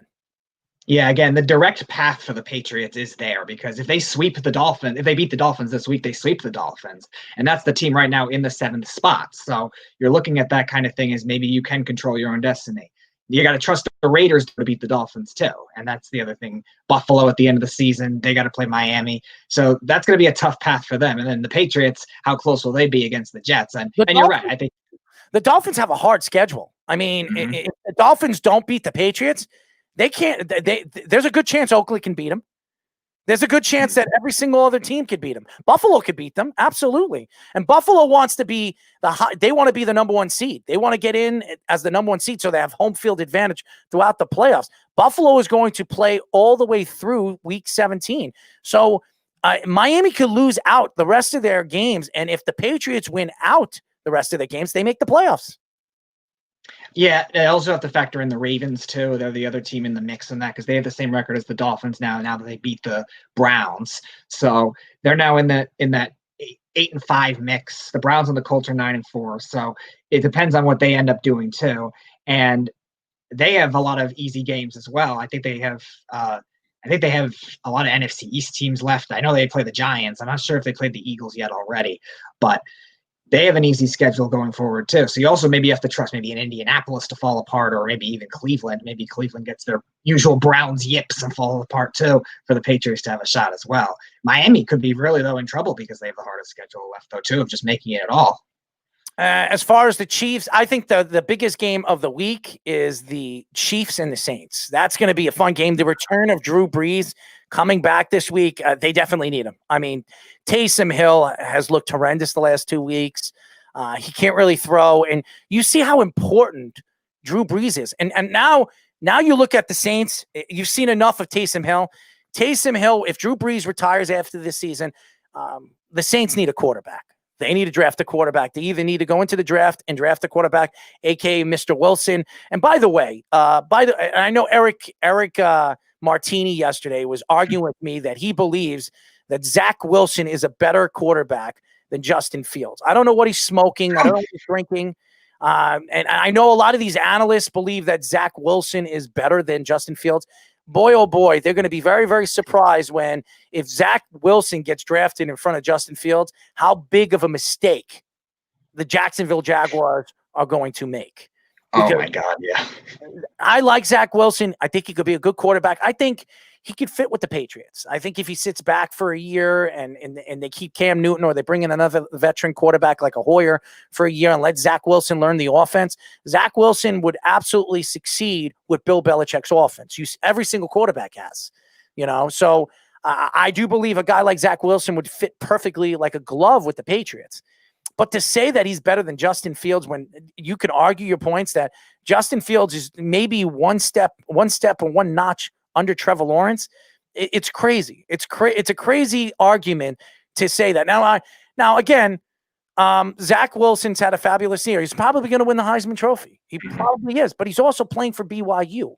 He's playing in one of the easiest divisions in all of college football. So to say that he's better than, the Ohio State Buckeyes, Justin Fields, when the Buckeyes have a harder schedule and they're going to make the tournament. BYU, it doesn't matter if they're undefeated or not, or they lose one. Not anymore. No, I'm just saying if they won a game or lost, they didn't lose a game. If BYU was undefeated, they wouldn't even make the tournament. If BYU was undefeated, they wouldn't make the tournament. They're not a big school. Go look at the talent that they play against. It's not good. Yeah, the impressive thing with what they did, though, this year, and you got to give Zach Wilson a lot of credit for this, too. They played a lot of games where they didn't know where they were going to play a lot of the weeks. So they played a lot of the teams that were on rescheduling from different conferences. They were playing Mountain West teams that just started late in the season, kind of like the Pac-12. So I give him credit in that department. And I think mentally for Wilson, that's where he's going to be able to grow, playing in that kind of season. But yeah, there's no way he's going to be better than Fields. That's good. Fields is a very, very talented, well-rounded quarterback. Wilson, I think, will be good. I think he's kind of like Josh Allen, or maybe a combination of him, like another small school guy, what Carson Wentz was in the beginning of his career before he really fell apart. I can see him being something like that. He reminds me of Baker Mayfield. Really? I think he's more skilled. I think he was more skilled in college than Baker Mayfield was. I don't. Baker Mayfield won a Heisman Trophy too, and he had his throwing. I think his quarterback rating in his senior year, I think, was 198. I mean, he had a ridiculous, accurate. He had ridiculous accuracy, and remember, Baker Mayfield was the number one pick in the draft, with arguably one of the best quarterback drafts in history. Meanwhile, it's been one of the bustiest drafts in history. It really has. I mean, Lamar Jackson had 2 really good years. He's slowly but surely showing you he's the next RG3. 2 guys on the same team that are practically the same type of player.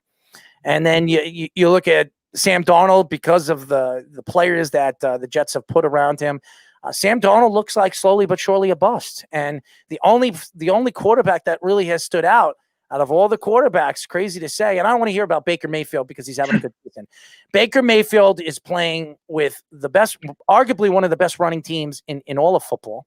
You have Kareem Hunt and Nick Chubb. They're absolutely unbelievable. Their offensive line slowly but surely has played better this year. And he's got weapons all over the field. He's got like 3 tight ends. He had Odell Beckham and Jarvis Landry. I mean, if Sam Darnold was on that team, he'd be 10-4 or 10-3. I mean, seriously, if Josh Rosen was on that team, he'd be 10-3. Okay. I don't want to hear about how great Baker Mayfield is. Baker Mayfield plays for one of the most talented teams in the NFL. Yeah, I think he's kind of in that range. He's a above average, but not like elite type quarterback. I know the numbers may show it, but you're right. It's more of the talent around him. And I definitely think if any of those quarterbacks would be on those teams, again, tough to tell with the turnovers, but yeah, definitely in terms of that coaching staff, I agree with you. I think he's like maybe 15, 16, 17, somewhere in that range at quarterbacks the way he's played this season, but I wouldn't go any further than that because there's definitely other quarterbacks outplaying him, and young quarterbacks too outplaying him. So what game stands out to you? What game sticks out to you this week besides the Kansas City Chiefs and the Saints? Because I think this is one of the worst football weeks of the year. I mean, come on, look, Tampa versus Atlanta. We know who's going to win that game. Lions versus Tennessee. We know who's going to win that game. Colts versus Texans. We know who's going to win that game. Cardinals versus the Eagles. We know who's going to win that game. Jets versus Rams. We know who's going to win that game.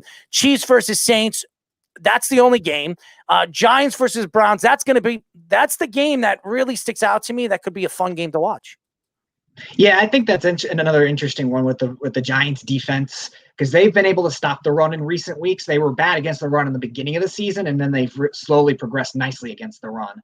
And with Odell being out now, Jarvis Landry on James Bradbury, that's something that the Giants, they can't be too worried about because Bradbury's had a great year. He's had a much better year than Landry. I know Landry moves around a lot too, so I doubt he'll be shadowing him.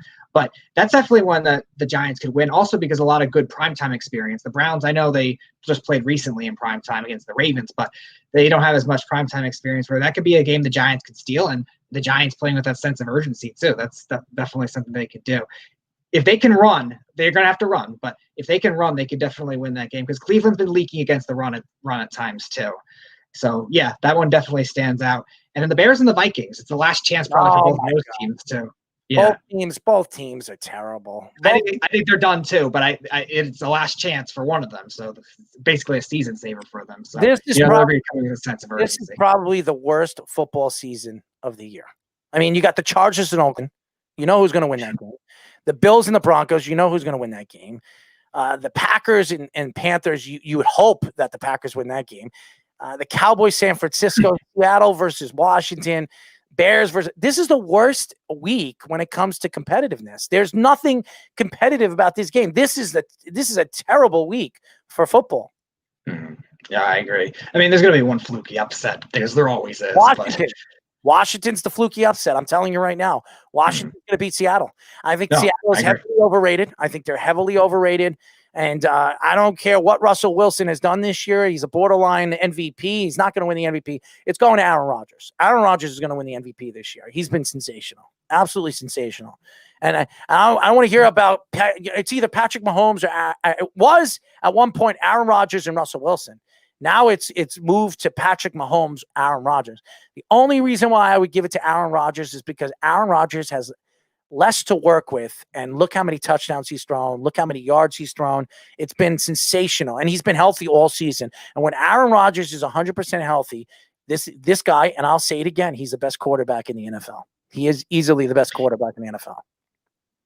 Yeah, he's going to have to avoid those kinds of dud games, I guess, that we saw Russell Wilson have at times. We saw Rodgers have against Tampa. There's certain games that he really has to avoid, but if he could do that and avoid the interceptions at all costs, he'll definitely win it because Mahomes had the 3 interceptions against Miami. So that's going to go against him. Even though he threw for 393 yards, that will go against him for the time being. So I agree with you where Rodgers is probably taking the slight lead for now, unless we see Mahomes have these 500-yard crazy games. because if he does that on the Saints, that's a big deal because the Saints defense has been tremendous too. But right now, I agree with you. I would say slightly in the lead is Aaron Rodgers, assuming he doesn't have that kind of dud either. Carolina's defense is not very good, so he should be able to play fine in that one. But it'll be a matter of, can he play well against Chicago again, which he normally does, but can he play well against Chicago, who has a tough defense too? And that could be something that could inflate his stats in Chicago if he struggles. Who would have thought that the Packers would be the number 1 seed going into the NFC? I didn't. Mm-hmm. I thought the Packers were going to be a top 3, top 4 seed, but I didn't think they were going to be the number 1 seed going into the NFC. I mean, there were so many good teams in the NFC, and slowly but surely, I'll say this again, the AFC has more talent as far as I'm concerned with the teams that are going into the playoffs than the NFC. And over the last, I would say, the last 20 years, I mean, the NFC has been the stronger division than the AFC. And I think it's, the tides are turning now. I think with the AFC, with the Patrick Mahomes, the Josh Allens, and all the different quarterbacks, the young quarterbacks that we're seeing develop now, I think it's going to transition. I think the AFC is set very, very well moving forward. It's crazy. What do you think about this NHL situation? I mean, the NHL, Gary Bettman came out and said that he might be cutting the season down to, I think they said 52 or 54 games or something like that. I heard 56. Yeah. 56 games, and they wanted to start the season on January 1st. Now they're thinking about moving it and pushing it out all the way to January 15th or possibly February 1st. What do you say about that? I think this is crazy. With the vaccine here in the United States, they should start the season on time. There should be 82 games. Well, the thing, like I said, when we had the playoffs during the pandemic, the thing that hockey has to really account for is the ice surfaces. You don't want to go too long into July and August and all that, playing regular season games and playoff games where the ice is going to get such worn out too. So at some point they're going to have to shorten the season or make it where they play back-to-backs a lot or something like that. But I don't know if the hockey players are going to want to do that. They don't like playing back-to-backs as it is. And again, they try to limit it where every team gets a certain amount per season. But I can't really see them being able to do it consistently, trying to bunch up all these games to fit in all 82. Otherwise, you're extending the season into August and September again, which if that becomes a norm, maybe the players will get used to it. But I don't know if they will because, again, of the ice surfaces.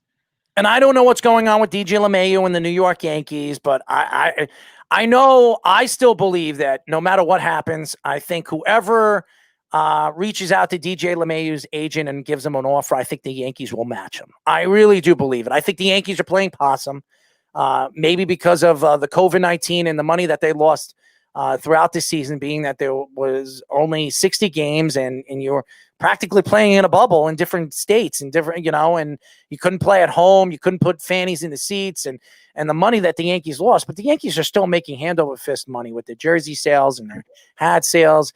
But, it's not like it's Uncle Stevie, where Uncle Stevie has a hedge fund and he's making millions and millions of dollars every month or every 2-3 months. And the guy knows how to make money hand over fist away from baseball. But I think it's a crazy story right now that the Yankees are not making they're $25 million off of making that deal with DJ LeMahieu. Yeah, I don't know which side is being more stingy. We've seen it in the past. Usually it has been Cashman. We've seen it a lot of the times with these pitchers, especially where he's not willing to give the extra year or the extra $5 million or whatever. Only recently, though, you're right. The Yankees have been bigger spenders. Obviously, they got Garrett Cole for $320-something million, and maybe that's the big splash they were looking for. And maybe they're trying to figure out if they're looking for quantity over quality in terms of one player. Because DJ LeMahieu is phenomenal, no doubt about that. He's back-to-back MVP runner-up, and he's probably the best second baseman in baseball right now. So I'm surprised they haven't been able to do that. But again, maybe they're thinking maybe more of a depth approach with all the injuries that they're having would be my guess. But I can't imagine what the Yankees lineup would look like without LeMahieu, with how consistent he's been and how great of a situational hitter he is. No, I was listening to a couple of shows today, and a lot of fans say that the Yankees can make a trade with the Indians, trade Gleyber Torres and a prospect for Francisco Lindor. I think Francisco Lindor and Gleyber Torres would scratch each other. They're both fabulous players. I mean, Gleyber Torres is I could see him being a 40-40 player. I mean, he's that type of player. He's a sensational player. Or I could see him hit 40 home runs and hit over 300. You see that he can hit in the playoffs. I mean, Gleyber Torres is one of the clutch hitters for the Yankees in the playoffs. I think he batted this year 346 in the playoffs. Francisco Lindor is not a good playoff player. So why would the Yankees decide to move on from Gleyber Torres? Maybe his defensive skills is not as good as Lindor. I mean, Lindor is a sensational shortstop. But all around, I think I would rather Gleyber Torres because of the playoffs and what he can do in the playoffs. It's all about winning championships for the Yankees, Petey. Yeah, I think also you got to factor in if the Yankees are going to make trades, depending on what happens with this free agency, they might want to save that trades for the starting pitchers more than they want to trade for Lindor, because the Yankees have a lot of depth. They have a lot of youth. We know that already. Assuming they sign LeMahieu, they will still have that level of star power that we expect out of them. Lindor, to me, it's a luxury. It's a great player. I still think he's the best shortstop in baseball. But you're right. Gleyber Torres is not far behind. Now, could it be maybe the injury concerns of why they're thinking about shipping him? Maybe that's the thing. But if they were going to gamble on that kind of thing, I'd rather go after a pitcher from the Yankees than go after a hitter. And that kind of pitcher has to be available, too. So I don't know if there's anyone. Blake Snell's the biggest name we've heard, who's a nice pitcher, but is he a top 10, top 15 pitcher that you want to gamble on trading Gleyber Torres away for? I'm not so sure about that. And how about the Mets? So you're looking at the Mets right now. They got their catcher now. McCann is their catcher of the future for the next 3 or 4 years. He's going to be their guy. They brought in May. What's next for the New York Mets? I mean, you're hoping at this point it's going to be bullpen guys. Liam Hendricks is a name I've heard a lot rumored around the Mets. I'm not so sure if I actually want him, because as good as he's been for Oakland the last couple of years, one, he's also been injury prone. And two, like you were saying with certain other guys, he's terrible in the playoffs. Mm-hmm. We've seen Hendricks really implode in many different roles. He started, he's closed, and he's had a lot of trouble. So I don't know if I necessarily want that. It sounds like shades of some of the other closers they brought in. You have these couple of nice years in a row, and then I start to worry about that. I kind of want more of those consistent type relievers, which I think they can have to an extent. But again, we've seen Diaz and Familia bomb, so now you're looking for guys to replace them, and that could be harder to find. May I like already, which is a good start. But I think there's definitely some other guys available that could be less money that they can go after. Maybe they go after quantity more than quality with that, and hope maybe Luis Rojas manages it a little better than he has, because he's definitely made some questionable decisions. And with Steve Cohen there, he's going to be on the hot seat if he has a rough start to the season too. What did you think about the hire, the GM hire? I liked it. I think Arizona has been under the radar for a front office perspective for a while. Mike, I think until this year, was a nice GM, and Jared Porter worked under him. And I do like that to an extent. And then he's got the big market experience too with the Cubs and the Red Sox. I wasn't thrilled by it, but I do like it in terms of making it different identity organizations and big market and middle market. Diamondbacks aren't really a small market. I think it's a good mixture of both, and what the Mets should be looking to do, rather than what we've been saying, thinking it's going to happen. The Mets will trade for everybody, like you think Josh thinks. Well, Josh thinks the Mets are going to trade for Michael Jordan to come out of retirement. I mean, everybody. Come on, and I love Josh. I really do. Silverberg he's such a he has a love fest for the New York Mets. He loves his teams, the Rangers and the Mets. He just absolutely loves them. The only problem with Josh is he's biased. He really is. He's biased because he thinks that the Mets are going to buy everybody. Trevor Bauer. I mean, Trevor Bauer is not going to the Mets unless the Mets pay him $200 million. I don't see Steve Cohen opening up his pockets. You just gave McCann $40 million. You're probably going to go after Springer. George Springer is probably their number one target. You're going to have to pay him close to $200 million. So you're talking about that's $240 million right there. Plus the 2-year, $17-18 million with the May kid. So that's about $250 million. If you sign Trevor Bauer, that's almost $500 million. I don't see Uncle Stevie in his first season spending $500 million, Speedy. Yeah, again, I like Bauer as a player. I always think he has been a talented pitcher, even in certain years where he had a 4 ERA or high 3 ERA.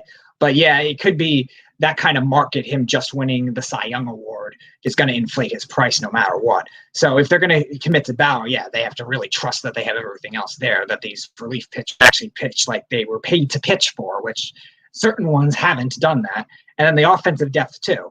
You need it in today's game because, one, there's a lot of injuries now. And two, with the analytics, we're seeing just more versatility as a whole. And the Mets have that to an extent. We saw Dominic Smith have a great year playing different positions. He arguably was the most consistent hitter on the team all year. Obviously, Jeff McNeil. So they have definitely guys that could fill that void. But now that they lost Cano, now that they lost a couple other players. No, man. Right. So they lost Ramos, so I know in a bad year. They replaced him with McCann. So they're going to have to make that up production-wise from everybody if they go all in on Bauer. So you're right. I see more of the options where I think they go after Springer and probably a couple relievers is the more likely case. I have been saying that for a while, but Josh doesn't want to believe me. But I have to say, Josh has been right. He mentioned the 4 guys that he thought that was going to get the GM job. He was right about one of them. He was right about McCann's the money thing. He said between $36 and $40 million with McCann. He was right about that. I thought he was going to get a lot more than that. So he was right about a couple of things. I'm not going to say that Josh Silverberg isn't right about some of the things that he says.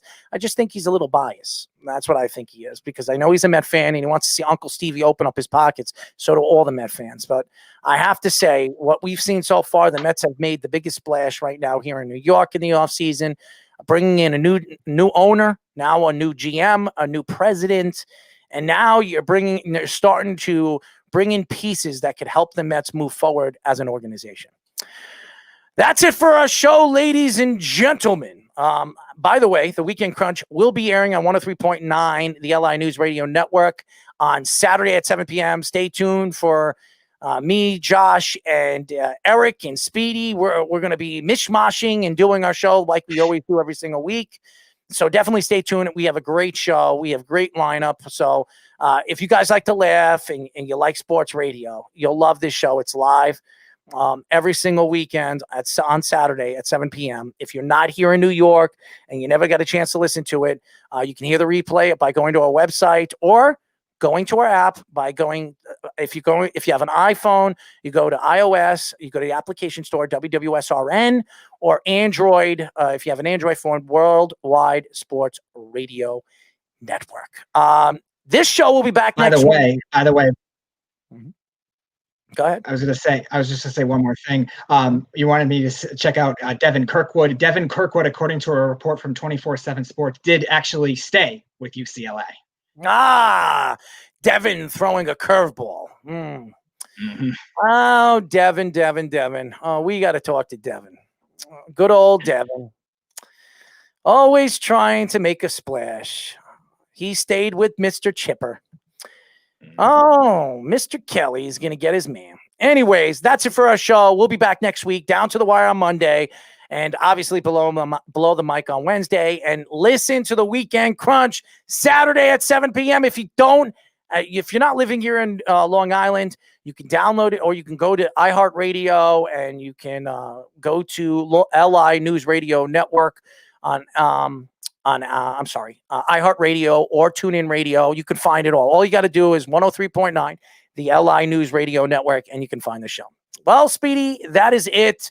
Hopefully you'll be back into the studio. Stay safe, ladies and gentlemen. If you live in New York in the tri-state area, stay safe. Don't drive.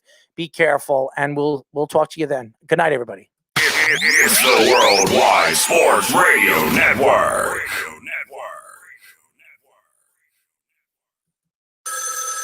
Ranger Station.